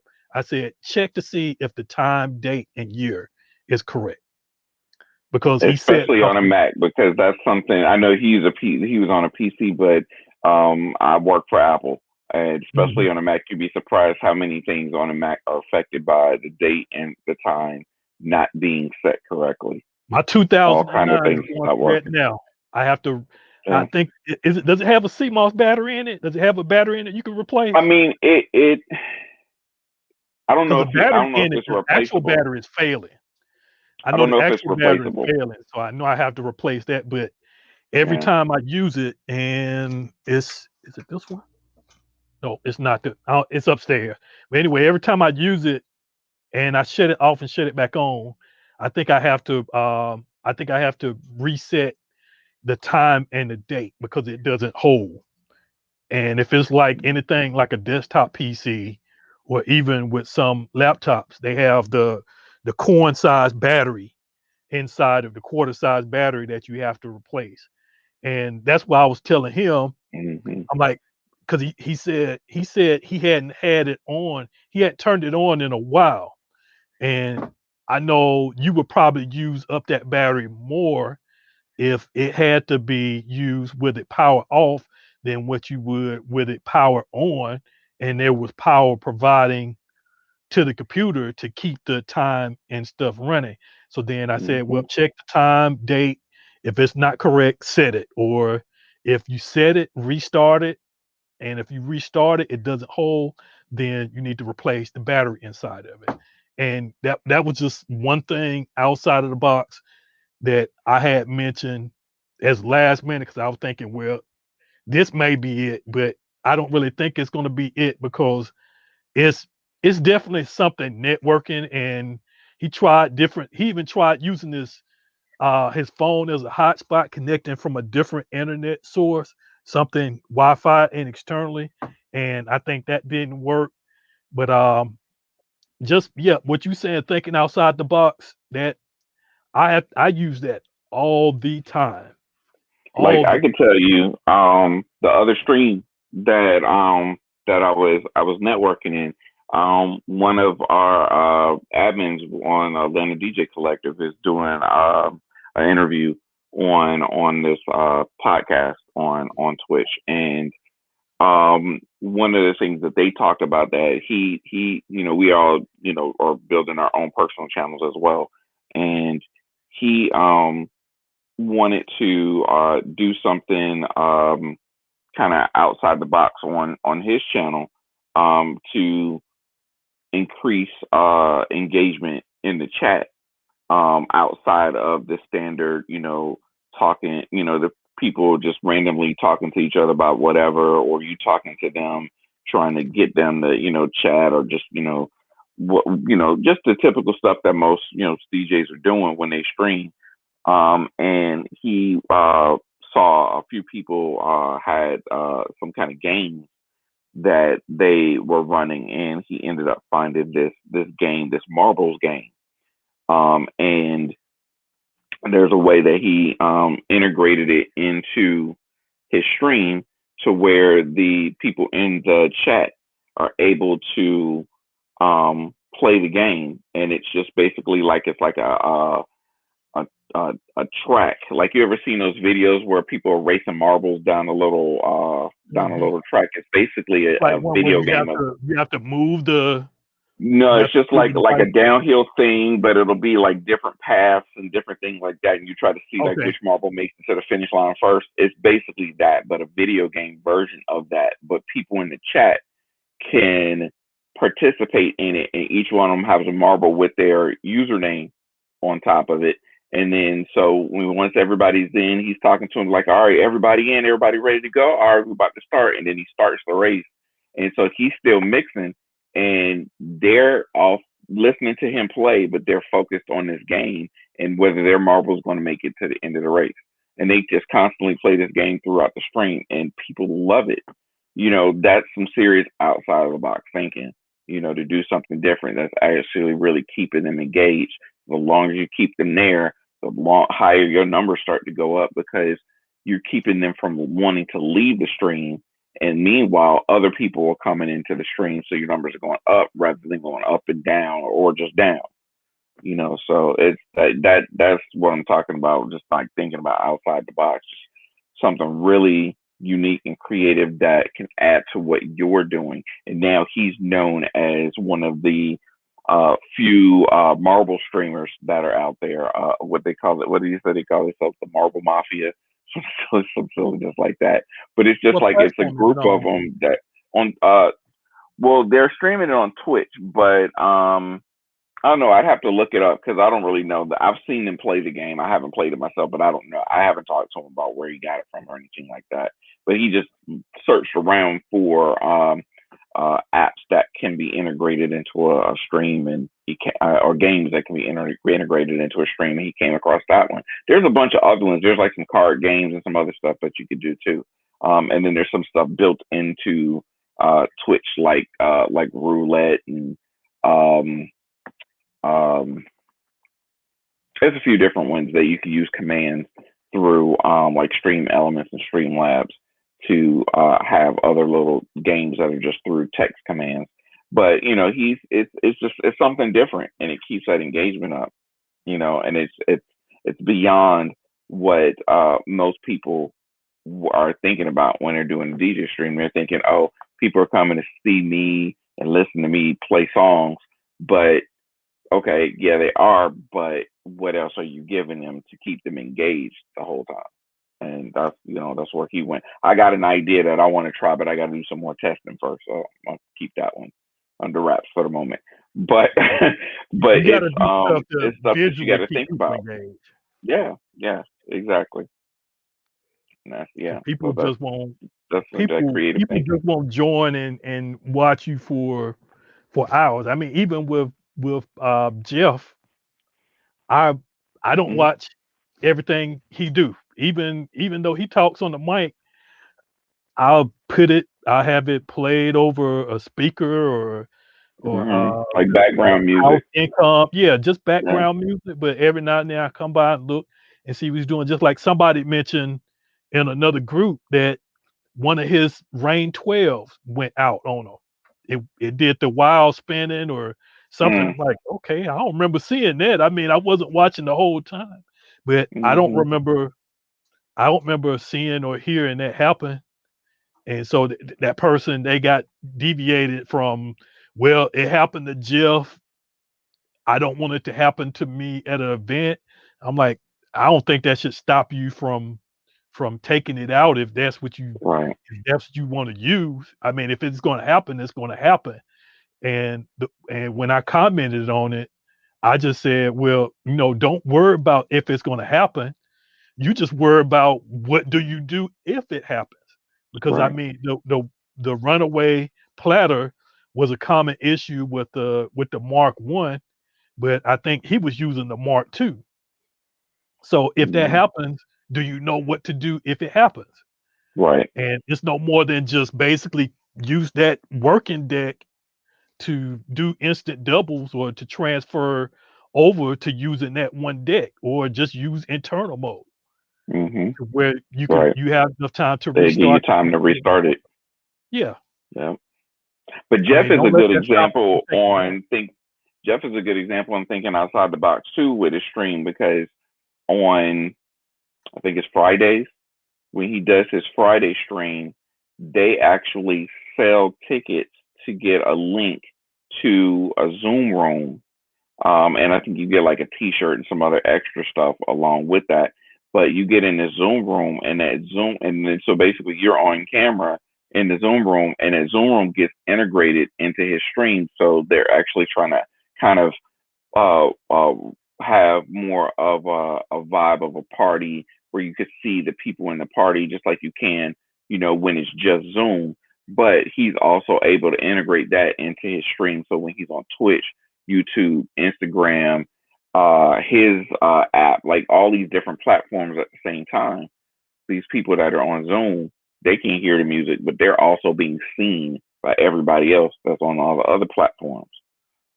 So that's outside the box thinking, because that's a way for him to, one, have something unique about his show, and another revenue stream. So I was really, when he came with that one, I was really impressed, because I didn't, that was something that didn't even cross my mind to do something like that. And I was like, yeah, see, that's creative. That's what I'm talking about. That's taking your stream to a different level. Not that he had to, because he's Jeff. He's going to get the numbers anyway. But Mhm. this is something different, and it sets him apart from DJ Scratch or Scratch Bastard, or whoever else is at his level of popularity and gets the same kind of numbers that he gets. He's doing something different from them. So just, it's just, sometimes you just gotta try something different. It may not even work. It may be a good idea. It might not even work the first few times. Like what we do with the collective, when it started, it was, low numbers, and we honestly weren't sure if it was ever really going to build up. And it's still small numbers, but depending on what we got going on, what day of the week it is, if it's a special event, the numbers go up, but we're doing something different that no other channel is doing. We got 30 different DJs that are playing every day of the week, so nobody's on every day with different people every single day, so you gotta try things sometimes and see if they work. Sometimes they do, sometimes they don't, sometimes they need time, but try something different. Now let me ask you this: since you mentioned the collector, explain to anybody that may be watching, because I think we got a few people here that don't know about the collective. I know there's some of them that do. Explain about the collective, and when you say that y'all started with low numbers, Hmm. how long did it take y'all? Because some people think that when they start a stream, that they're just going to be able to get the numbers are going to ramp up every Hmm. time. They're just going to keep ramping up and keep Hmm. going up, not maybe go up one day and then drop all the way down, maybe Right. stay there for a while. Somebody may watch one day, drop down. And it's kind of the same thing that I see here. I don't expect, as long as there's one person here, if there's one person that's watching this, I'm gonna treat it as if 1,000 people watching it, because it's Right. gonna be And that's what you archived. have to do. Yeah, archive, people are gonna watch it, and eventually it'll be something that I can refer to somebody later on that may have that issue or ask that question or whatever, and I may build up numbers off that. So you saying that that it took you a while, and a lot of people when they try to Hmm. stream, they think the numbers are instant, that they may get D nice numbers in less No, than a week. not even close. They may get those Not numbers even in a close. week, but I Yeah, mean, if you you're not probably already a celebrity DJ, you're not going to get those kind of numbers, for maybe even at all. Especially D nice numbers. Those are very unique numbers. Jeff doesn't even get those numbers. yeah. At All least right, not now the ones explain the that collective. D nice got in the beginning. but the Atlanta DJ Collective was started with the idea back March of last year, to rather than having a bunch of us try to have our own individual channels and have those low numbers, and try to build up those channels with playing at the same time, and being local DJs, you're going to, and we all know each other and know the same people, we're going to tend to be pulling for the attention of those same people. Rather than do that, we pool our resource together with one channel and come together and build something and in one place, and then go from there. So that's what we did. Now we're at the point where well, in the beginning, of course, we had to get the awareness out there. So, of course, in the beginning, there's just a few people, that know, that see maybe a post on Facebook or something like that. But then, slowly as more DJs came on board, um, they would bring in people that, you know, friends, family, whatever, that wanted to come see them. And then after they're done, another person comes on after them, and they stay and stick around, and they see that DJ, and they uh maybe like that particular person, and then they end up staying for that one, and then there's another one and another one. So it depends on what day of the week, how many different people we have playing. At this point, we have about somewhere in the range of about 30 different DJs throughout 6 days of the week. Saturdays are special events that we do. So there's a couple of local events that would go on monthly at various clubs in the city. But when all the clubs closed, they weren't doing any events. So we started doing them virtual. So we have Saturdays reserved for those type of events, as well as special things that we just kind of put together for different during different weeks. But throughout Sunday through Friday, there's a set schedule, and depending on the day of the week, it may start like Sundays are our longest day. We start at like 10 o'clock that morning, and last DJ goes on at 9. I believe he only plays 4 hours. So from 10 in the morning to 10 in the evening on Sunday. But then on Thursday, for example, there's only three people playing. They only play an hour apiece. So each day is a little different on how many people are playing, but there's somebody on every single day. And you get a variety of different type of music. Most of it is dance music genres. So from drum and bass to house, breaks, dubstep. We've had some trance and some techno. But we've also had some hip hop in there. We did one special event that was just all hip hop all day.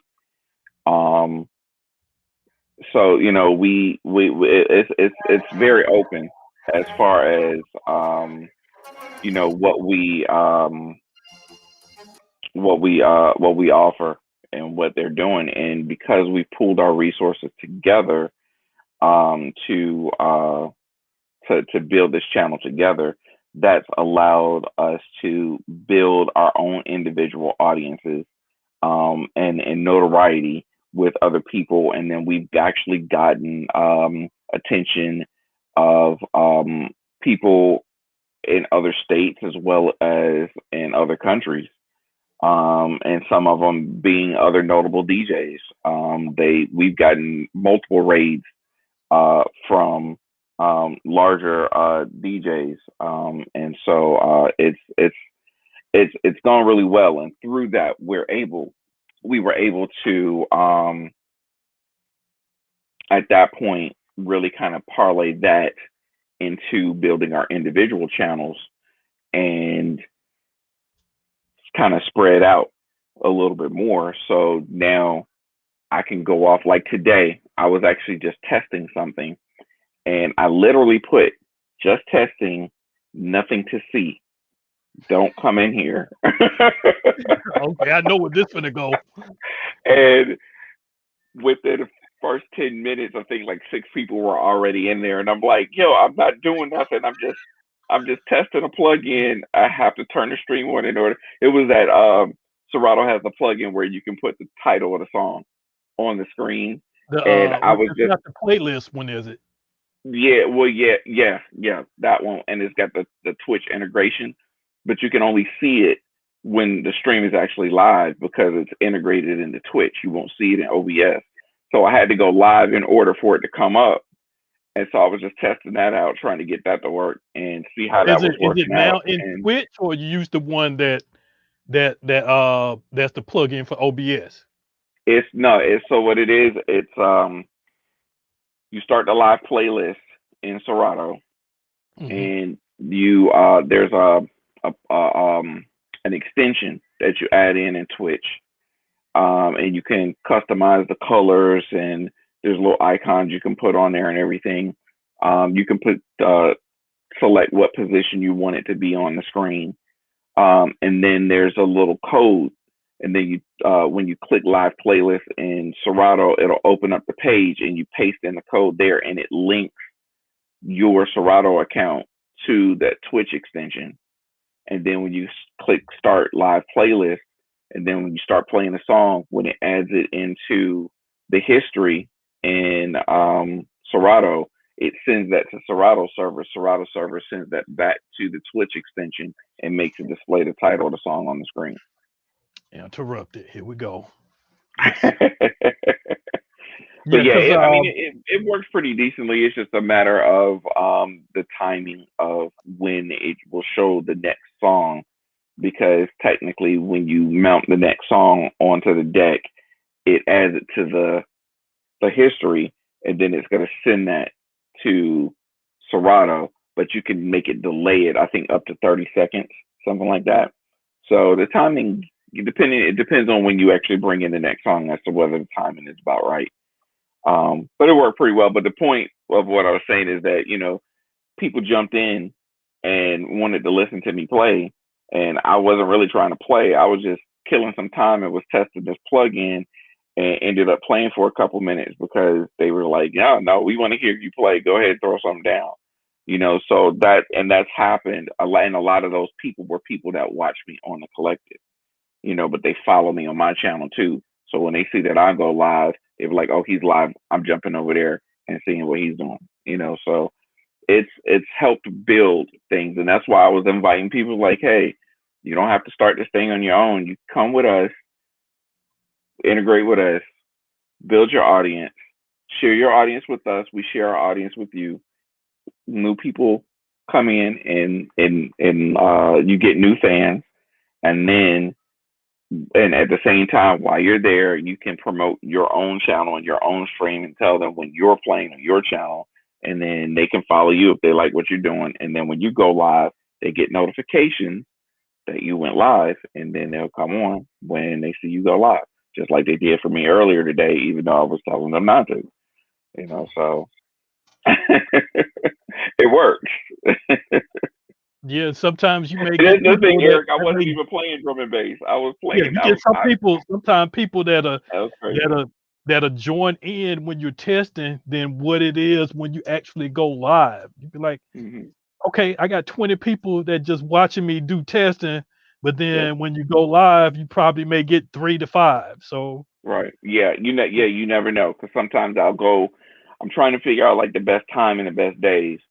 So I've I've gone live early in the day or in the middle of the week, and I don't really get decent numbers until later in the afternoon if I'm still going. So I might be playing, like if I'm playing for 3 hours and I start at like 1 o'clock.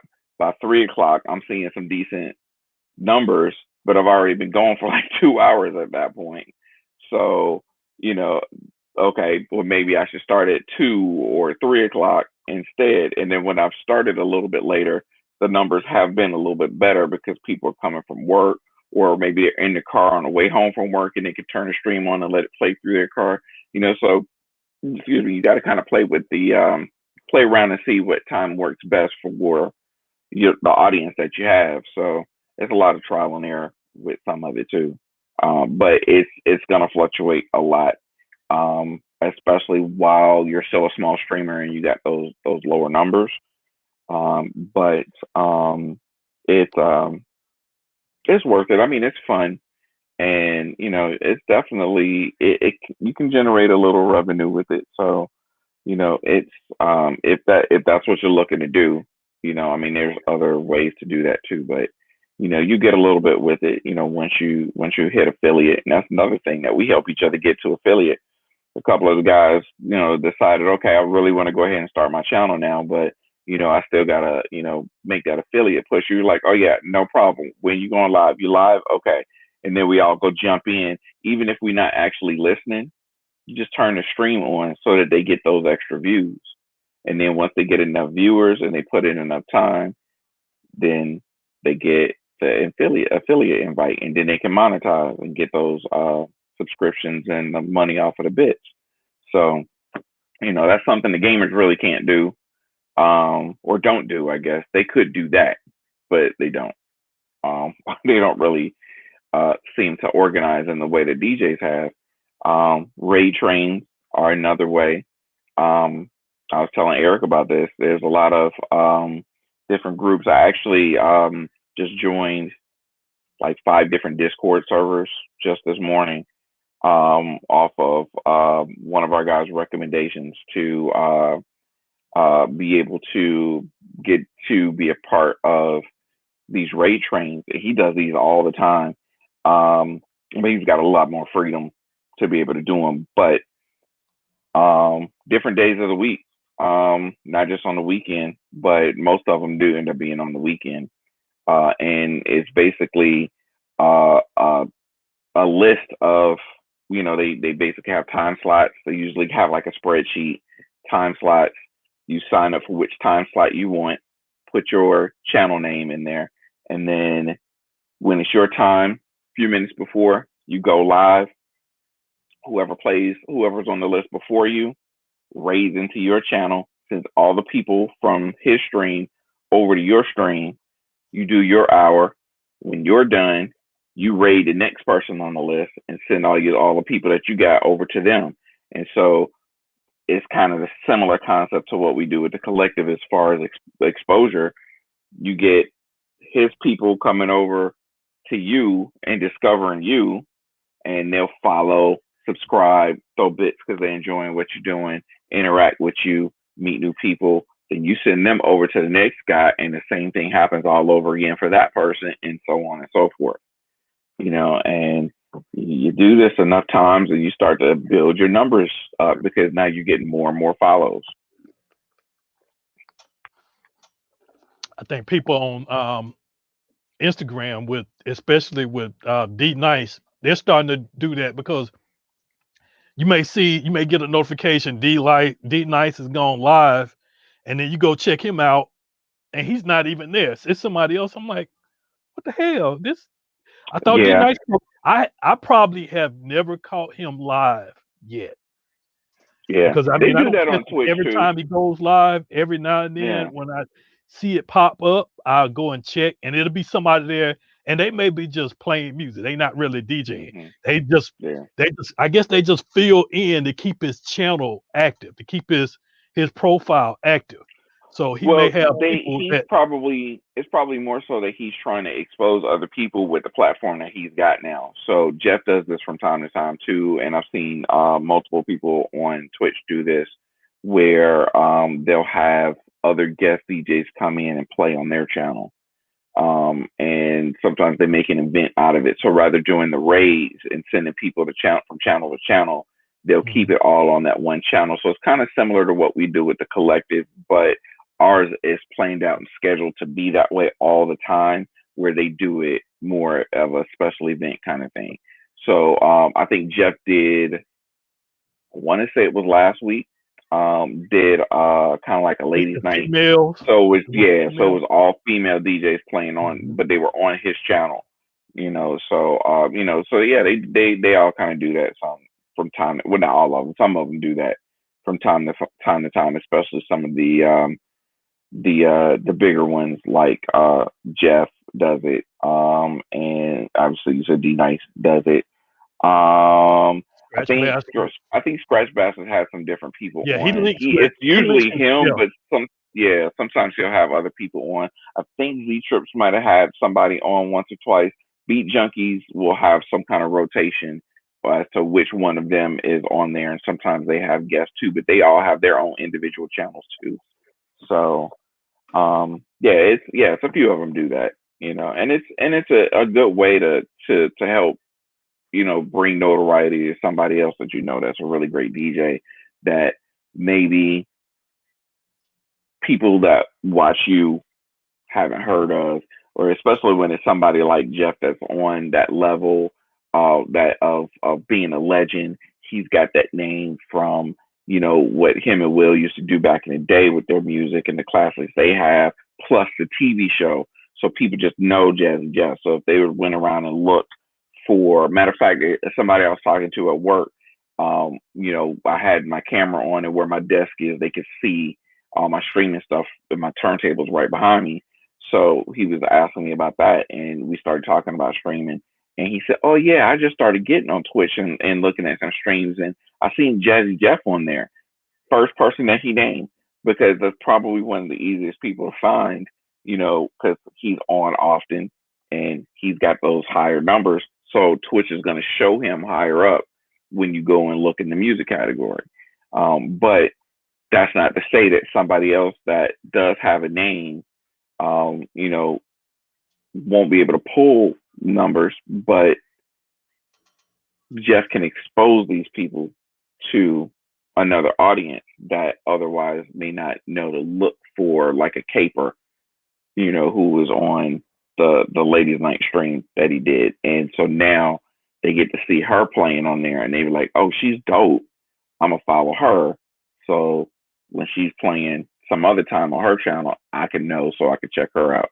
So it's a good cross exposure kind of thing that they do. Yeah, I appreciate that they actually do that.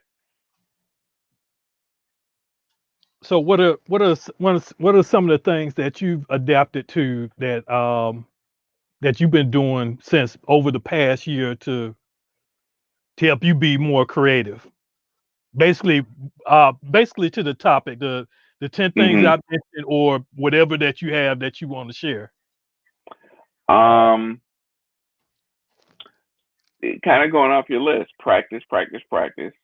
These live streams have been practice for me, because I had gotten to a point where I wasn't playing out that often, and it wasn't for it was for a lack of me actually looking, trying to go out and get gigs. I just really wasn't doing it. The ones that I were getting were kind of coming to me, and I would just take them. So uh, and I'm a club DJ, so I would I knew the crowd at the clubs that I was playing at, so I could premeditate and kind of plan out what I wanted to do and what tracks I wanted to play and kind of have it more organized, and know where I wanted my mixes to go and things like that. But I didn't have to put a lot of time and effort into doing it if I did it that way. Whereas I used to just kind of freeball it and just kind of go in and just make it up as I go. And having to do these streams so frequently, I've gotten back to freestyling everything. So it gives me a good opportunity to practice and just, get better and get back to what I used to do. And also opportunity, I was able to, got a chance to break out the vinyl and, do some all vinyl sets, which I hadn't done. What was it, 16, 17 years, I think it was. I've been on Serato the whole time, and so it was was kind of kind of refreshing to be able to go back to that. So it's given me an opportunity to kind of stretch my legs a little bit more in terms of getting, my skills at least back to where I wanted them to be, if not improve them, further from where they were. Um, Pushing my creativity with my presentation, with promoting myself. Horrible at that. I'll be one of the first to admit I'm horrible at promoting myself. Making myself sound, better than maybe I think that I am. So it's allowed me to kind of come out of that and realize that I have to do certain things to get, that attention that I need to be able to push forward. Um,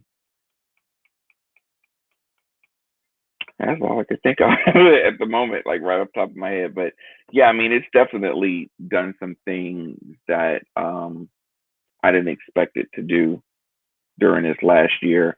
I just thought it was when we started the collective, it was more of a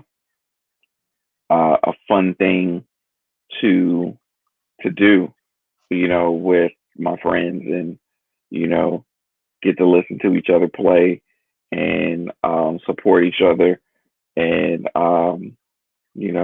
they play that one song that you never heard, and it's a smasher, and you're like, oh, I need that, send me that, you know. So that's kind of how it started, and it just snowballed into a bigger thing that has potential to go on to do even more, as venues open, and so forth. So um, yeah, it's been an interesting year, to say the least. Yeah, been an interesting year, and we still got a good way to go before it's all open. I mean, it's Thursday, 2 days. It's 100%. We're going to 100% open for spring break. Even though my kids they're out on spring break now, I think all the Atlanta schools and schools in the metro area they start this week on Hmm. Friday. So Yeah, my kids are out now. next week gonna be next week might be hell. So I mean we Yeah. won't know Well, until I this mean, happens. we got these little things now. People are getting their shots, so people are Have you feeling had more your second one? comfortable. Yeah, you still on you Just had this, first. I just got the first one. I got the second one coming up in a couple weeks. Yeah, I got So I got my first. Which one did you get? I got the Pfizer. Pfizer. I got the Moderna. Yeah. So I mean, it's I think I only know one person that got the Johnson shot. Everybody else got either Pfizer or Moderna. But yeah, I mean, I know a lot of people that are getting it, and people are starting to, already talk. Okay, we going to get these shots. What's the plan? In the next month or two, we gonna be good to go. So, clubs are opening back up. We can still do something outside if we need to. If weather's getting nice, you know, we can go out there and do our thing. Good night. Yep, I guess we will see. Yeah. So, All right. oh, Eric got Johnson and Johnson. Nice. Yeah, he So said you he just got the got the Johnson one and and Johnson. done. Yeah, they just had a recall or issue with the Johnson and Johnson recently. I heard about Oh, oh had yeah, the yeah. I had did the hear about had that some where it bad was like, doses or something like that. yeah, there was like like a wrong ingredient or something that Yeah, got they put left in a they, batch they or left something like something they that. left something out of it, I think. Yeah, something like that. Yeah. But yeah, oh, Eric, hit me up, man. We need to tighten up your visuals. I Oh want yeah, you looking yeah. better because you over there throwing down. I want you looking better. Hit me up. I'll tighten you up. 'Cause that's another thing that I've been on everybody on the collective about, in the beginning we just kind of let everybody just do whatever they wanted, but a lot of people aren't, don't have graphic design skills, and even beyond that, don't have the eye to know, where, like I'll look at something sometimes and I'll see like their logo, the position of it, it'll just literally be off like by just like centimeter, but that aggravates me because it's not positioned where it should be, because I got a designer's eye, when it comes to something like that. So um the ones that really, really needed it, I would just make them like an overlay and send it to them like, here you go. And they'd be like, oh, thanks. And then they'll put it on their screen. Some of them still might not even fully set it up right, but they look a whole lot better than they used to. And You don't have any then that come in with sound issues that have, yeah, you know, that was the first thing. That was our first priority, was the sound, because it was we wouldn't even let them go live without having the sound right. And there was a couple that slipped through the cracks, and we were like, "Oh God, there's a whole hour of this. Like, this is gonna be bad." we had to tighten that up. But once the audio wasn't the issue no more, we was like, "Okay, let's get the visuals tightened up," because it initially everybody was like, "Well, with uh with the streams, it's all about the audio. Make sure you got your audio right, because they just coming to hear you play. They're not really coming to see you." But that's not really true. mhm. Because when they at the club, they got other people to talk to. They going to the bar and getting their drinks, and they dancing, and whatever else. So no, they're not really looking at you at per se. But when you streaming, if they actually looking at their screen, like you said, sometimes you got Jeff on in the background, but sometimes you actually go and look at what he's doing. So he's got to give you some kind of visual to latch onto. So he's got either his setup with the rack in the background with his other equipment on there, which is an insane amount of gear, for Yeah, one DJ to have, so it's nice to look at, and then you can clearly see his decks and what he's doing. But then other times he throws the green screen up and throws something in the background to have a scene, so he's giving you different types of visuals, even if you're not actually looking at it all the time. That's something that you really need to make sure you have tight, or your visuals, because there is a visual stimulation to it. I get a lot of times with mine, I get people always, because now that I'm using the green screen, I think really before I was using the green screen, I was using other filters to have like motion videos playing in the background. And you saw some of those streams. And now I got the green screen up, and I got visuals that are moving to the music.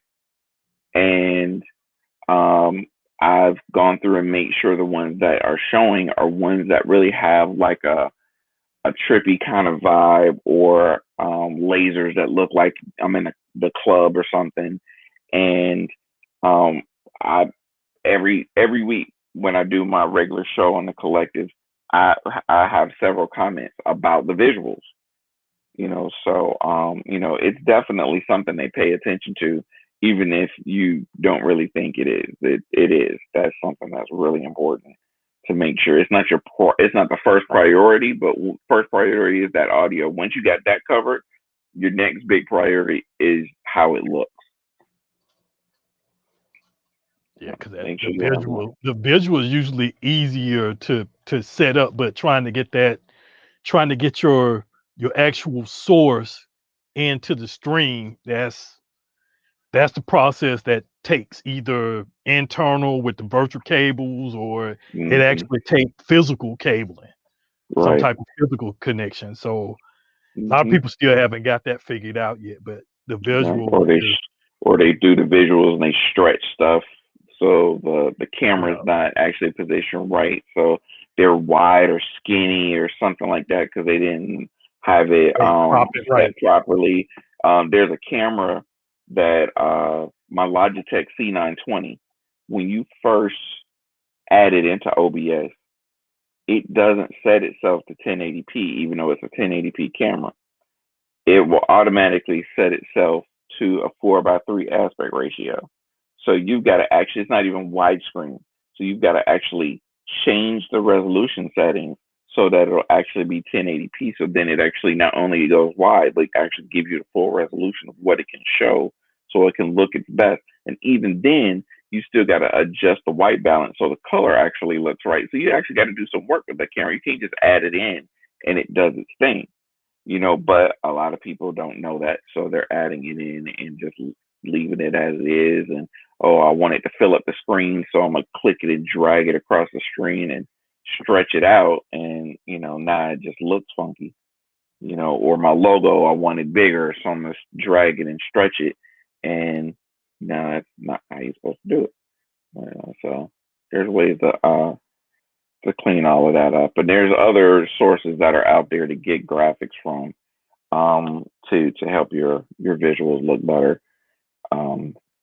One of these days I'm gonna do a video on that. You haven't I've done been one in a while, haven't you? Yeah, no, I haven't. It's been a bunch of stuff going on, and we in the process of trying to move, so I haven't had an opportunity to really sit down and focus. I rearranged everything, so I don't even have a proper setup to do the videos right now. So I need You've to already actually you've already moved. no, we actually even started packing up. We actually getting ready to start looking at houses tomorrow, but we're trying to hopefully get the process done pretty quickly because we were supposed to. The original plan, we were supposed to have moved before the new year, so everything is kind of overdue. So everything's been on pause because it's supposed to be like any day now. So, but I'm gonna get back to it. That's like I said, I still got a list of stuff that I want to make videos on. So, and it's stuff that people still haven't talked about on YouTube anywhere. So it'll be the ones that I made videos on. They still don't have nobody else talks about. Like monetizing. Mm-hmm. There's still that's the only video about DJs monetizing their streams on YouTube. I look for them to see what's out there because sometimes I don't know everything. I'm always looking for new information, so I look around to see who's got some other information. Sometimes I'll watch a video that's about a topic that I know quite a bit about, but you never know. It might be that one thing that they mentioned that you didn't know, or they took it from a different approach that you didn't think of. So I'm always open to that, and I cannot find any videos about monetizing your stream. I think mine is the only one on there. So, because every time I see somebody comment on it, they were like, "Oh my God, thank you so much. This is exactly what I was looking for." So there apparently nobody else thinks to talk about that. I guess I don't know. I don't know. Matter All of right. fact, Well, we are about to close out. Of course, I'm gonna go ahead and let you do your sign off, and we're gonna cap it out because I got 2-3 hours of working out that I have to do. I have to make up for Monday, Tuesday, which I missed, and I'm gonna go ahead and get Wednesday on out the way. So next time y'all see me, I'm probably gonna be sore because the program that I'm using, I thought about going back to P90X, but I'm just gonna stick with Body Beast and stay with it since I know it's programmed. So I got 3 days of catching up, and that's how I usually do it. I never get Monday out the way. The beginning of the week is the worst time for me to start. I usually start off on Monday, on Tuesday.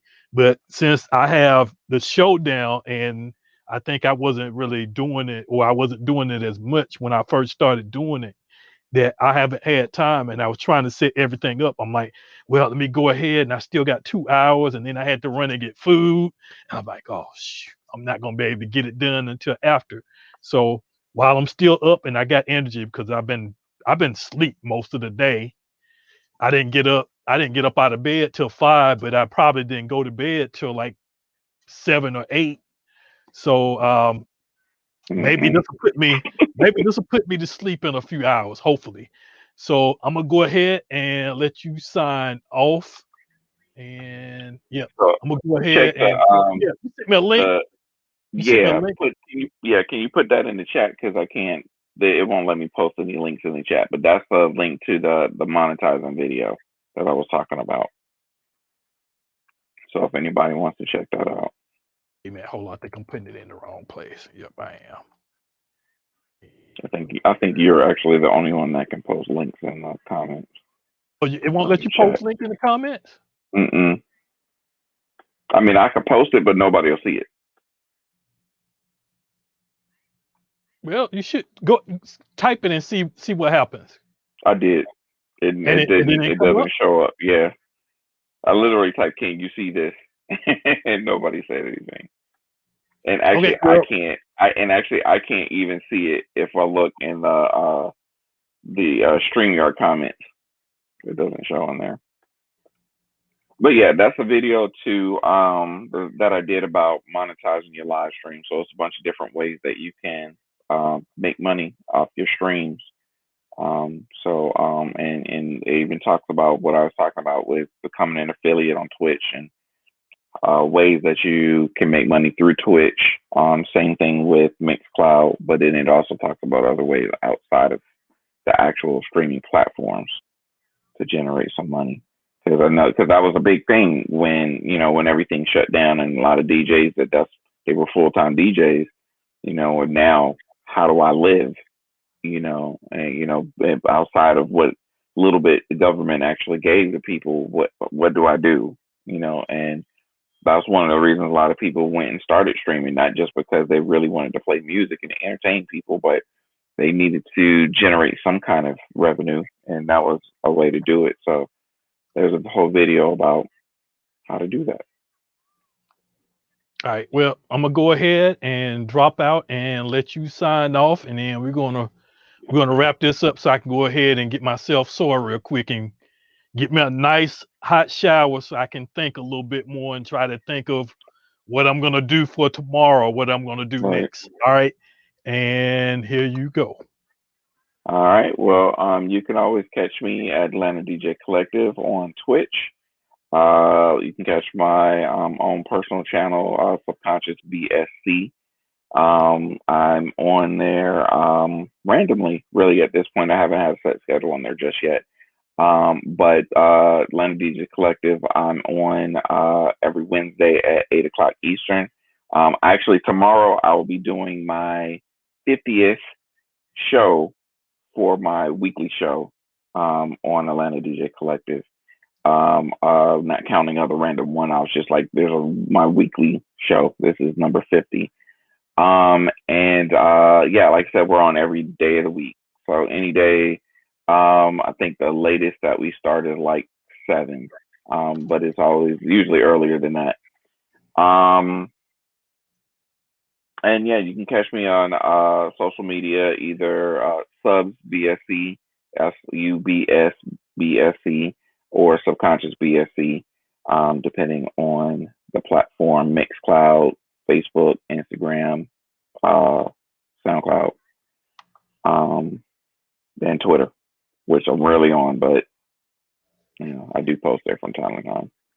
But yeah, if anybody's interested in checking out, want to drop in and do a slot, even if it's a one-off, you don't have to do a regular weekly slot. We let people do one-offs a lot of times too on the Atlanta DJ Collective. You want to try it out, see how it vibes out for you. Yeah, hit me up. You can send us a whisper on Twitch. You can send us through Messenger on Facebook or Instagram, Atlanta DJ Collective, or you can message me directly through the social media channels that I mentioned. And yeah, we'll get you in there.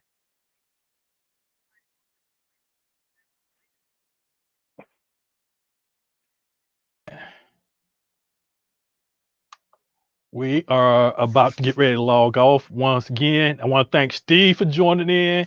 Eric, who else was Mitchell, Robert, and there's one more person that's always here, Derek, Dirty 151, that joined in on the comments. If you're checking this out on the replay, which probably, yeah, I'm gonna leave both. I'm gonna leave the live. I'm always gonna leave the live available for anybody that want to watch it to the entirety, but usually after either whether it be right after the show or tomorrow, I would go through and edit it to where it's basically the meat of the topic to where you see this. And because sometimes our when we go off topic, we can go off topic with the talks and discussion and everything. So in case you just want to see the main part of it that's discussed, then it'll be a separate video for that, to where you can see, I think it was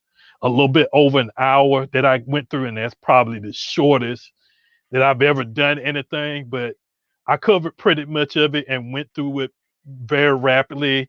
And there'll be time markers in there to where if you want to jump to either, certain specific points that I said of each of the 10, you can go ahead and do that. But it will be available. As for where you can catch me, I'm on Facebook. I'm listed as Kenyon Ellis on the Facebook, but you can also find the kid on my Facebook page. Instagram is 007 triple, not yep. The kid at 007, as well as YouTube here is 007. Twitch I don't use often, so I'm not going to give that one out because you'll just be following somebody that probably won't end up following you back. But Facebook, Instagram, and YouTube is most likely where you can get me. If you need help with any of the services like streaming, computers, DJ equipment, or whatever, just make sure that you can hit me up on one of those platforms. And okay, okay, yep. Now, Dirty, before I go off, what is the name of the app that you mentioned? I know I probably have it on my phone. The app Yeah, I was just again where thinking the you can same thing. I stream. think I still got it. Still got it. The I one that you think. can stream and make money. And I think if you're still doing it, how much was it again that you said you can make about in a month? I mean, excuse me, it wasn't a whole lot, but I mean it's something. If you're already streaming, you can add this to another platform to where you're making like instant money. You're building up to where you can make it. There it is. Michael, whatever. And let me see, what did you say? Because I know Eric said something you didn't get Oh yeah, I think into. he was talking about the verses. I didn't even watch it. I missed the whole thing. I mean, I'm gonna go I back saw and a see few if I can minutes. find it and rewatch it because I heard a lot of people talking about it. I haven't been keeping up with the verses as much. I've been missing a lot of them, and if anything, I've been going off and probably catching them later on if wherever they're being re-aired. So I wouldn't have anything to say about that because I didn't even catch it, but I heard there was a lot of issues. Wasn't D Nice? He was the DJ for it or something. Yeah, he was basically playing all of their songs, and then they were singing. Um, and I think a couple of them were even playing like guitar or something. And what was I the just what caught a was his little name? piece of Steve it. Harvey. He was hosting, And I so they heard that actually he had a was host. I heard some bad things about Steve Harvey too. So what was the deal with that? I didn't watch long enough to really see him doing anything, but I heard at one point somebody saying something about him mispronouncing D Nice's name. Like I forgot what he called him. It was D something, but like he didn't know who D Nice was or something. I don't know. What? So Yeah. where can you go back and rewatch that? Is it a YouTube Probably on replay or YouTube somewhere. I'm sure somebody's posted this on YouTube. okay? Well, I'm probably gonna go back and singing. Somebody was singing off key? Okay, well, I'm gonna go back and watch it. So Eric, if you want to talk about it, we can get and this is what I want to start. I want to start doing this too because I've been invited to okay, he pronounced the name wrong. I want to do this as well because I've been invited to somebody else's show to be a guest speaker, but then I also did one before too. And you still can't. You could get on. You could get on Clubhouse, right? Who, me? Yeah. No, I don't Okay. have So an you don't iPhone. have. I know. Eric doesn't have Apple, but I know you got to have either iPad or iPhone to do it. So I thought about doing just some vocal stuff on Clubhouse. And one thing I was gonna do, I was gonna do the one. What was the thing everybody was talking? It just slipped my mind that quick. Uh, what was it everybody was talking about a week ago? I don't even remember what it was now, but it was something. Oh, yeah, the thing that I said, maybe you should talk about that to let them kind of get it out. Yep. Um, See, yeah, it was stupid.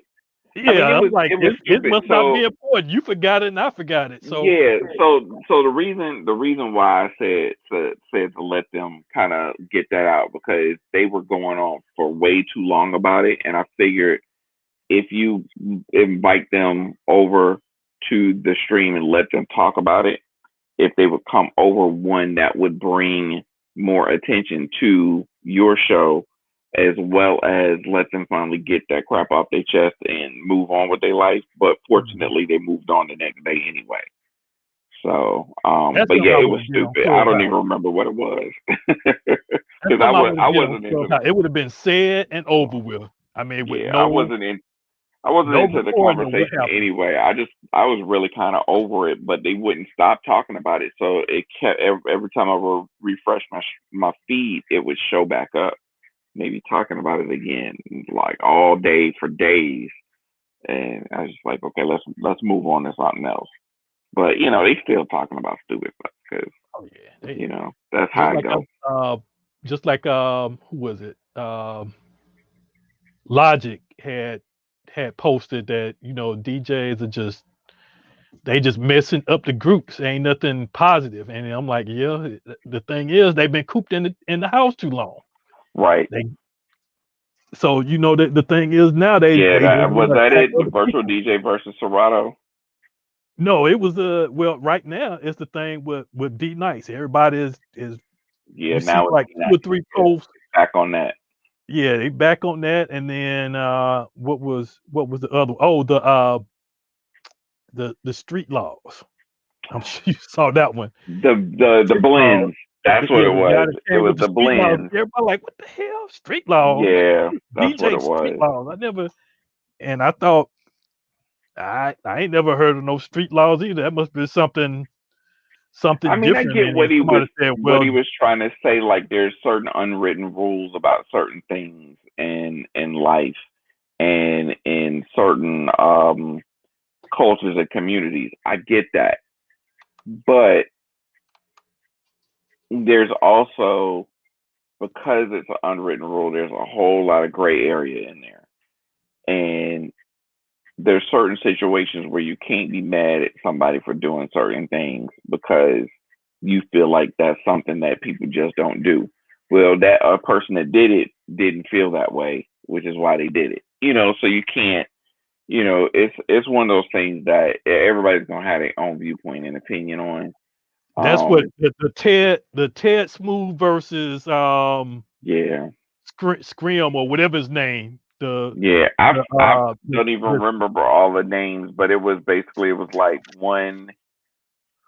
somebody called somebody to do a battle, a blend battle, and he showed him a blend he was working on over FaceTime, and he claimed that guy recorded it and then turned around and did a battle himself and used that blend. And normally he said he wouldn't be mad about it, but he hadn't actually went out in the public and done that blend yet.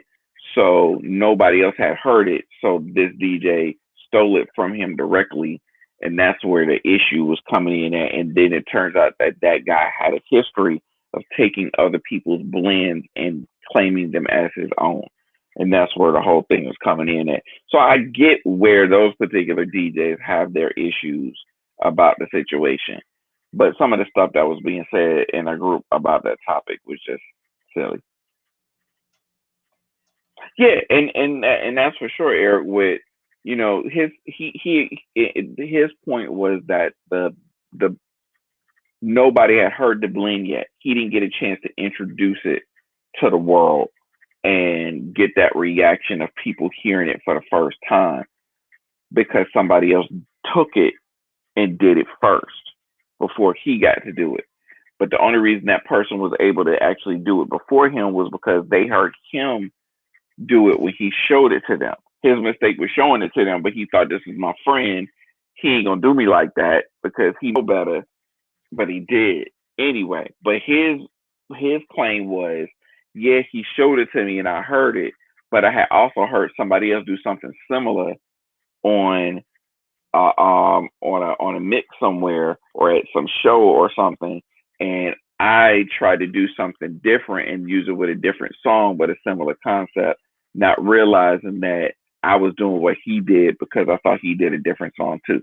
Like it was like a whole big story that they had. Like I actually watched all of their IG videos to understand what was going on, and it's a bunch of drama.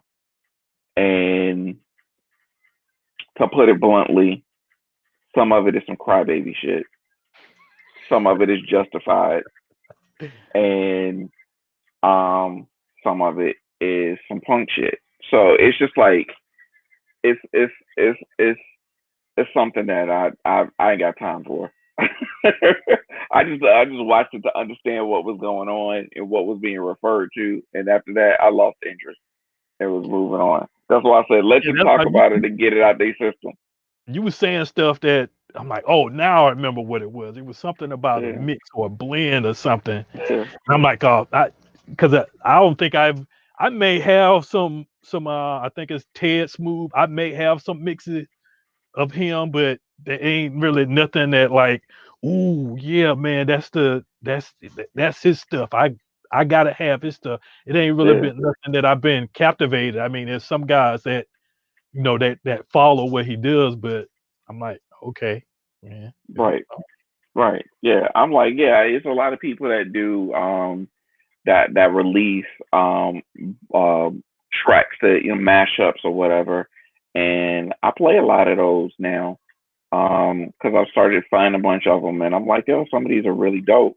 And I've even, I've been remixing stuff for years and I've made some edits and I picked up Neural Mix and been playing around with some stuff just for fun, just for some random stuff to play on, in a set, not something to actually like release and put out there. But I know it's a lot of people that do that, and that's how they make a name for themselves. Not so much as a producer, but as somebody that does these mashups, and whether they do them live and then release it, or they make them to put out there or whatever. That's some people's vibe, but all of that other drama that went along with it is just that's beyond some a space that I feel like is worth the time and energy that it was getting. It was too much. But that's my opinion. Other people might not feel this way. Yeah, that wraps about up. See y'all later, Eric and Steven. Man, y'all have a good night. And I will catch y'all later. Thank y'all for tuning in. Atlanta DJ Zone, Tech Tuesday Live. We'll see y'all next week. Hopefully, it will be either another topic similar to this one, or I may start with the Serato 202 or 102 or whatever I call it. I haven't decided on what I want to call it first or what I want to do, but I did find my notes of what I wanted to start on. But y'all make sure you subscribe, like this channel, ring that bell, because like I said, I got a laptop that's full of videos that I've been working on, probably at least 30 videos that I need to upload into YouTube. So as I finish going through and edit them and compressing them down to where you just getting the meat out of it, I'm just going to go ahead and start dropping them. So you'll be released out with a lot of content, but make sure y'all like and share this stuff because like I tell these guys every week, somebody this week is going to need something or will say something related to this video or previous videos that I have, and you can send it to them and share it to them. So till I see y'all again next week, we're about to sign out. Later and peace. We are out. Later.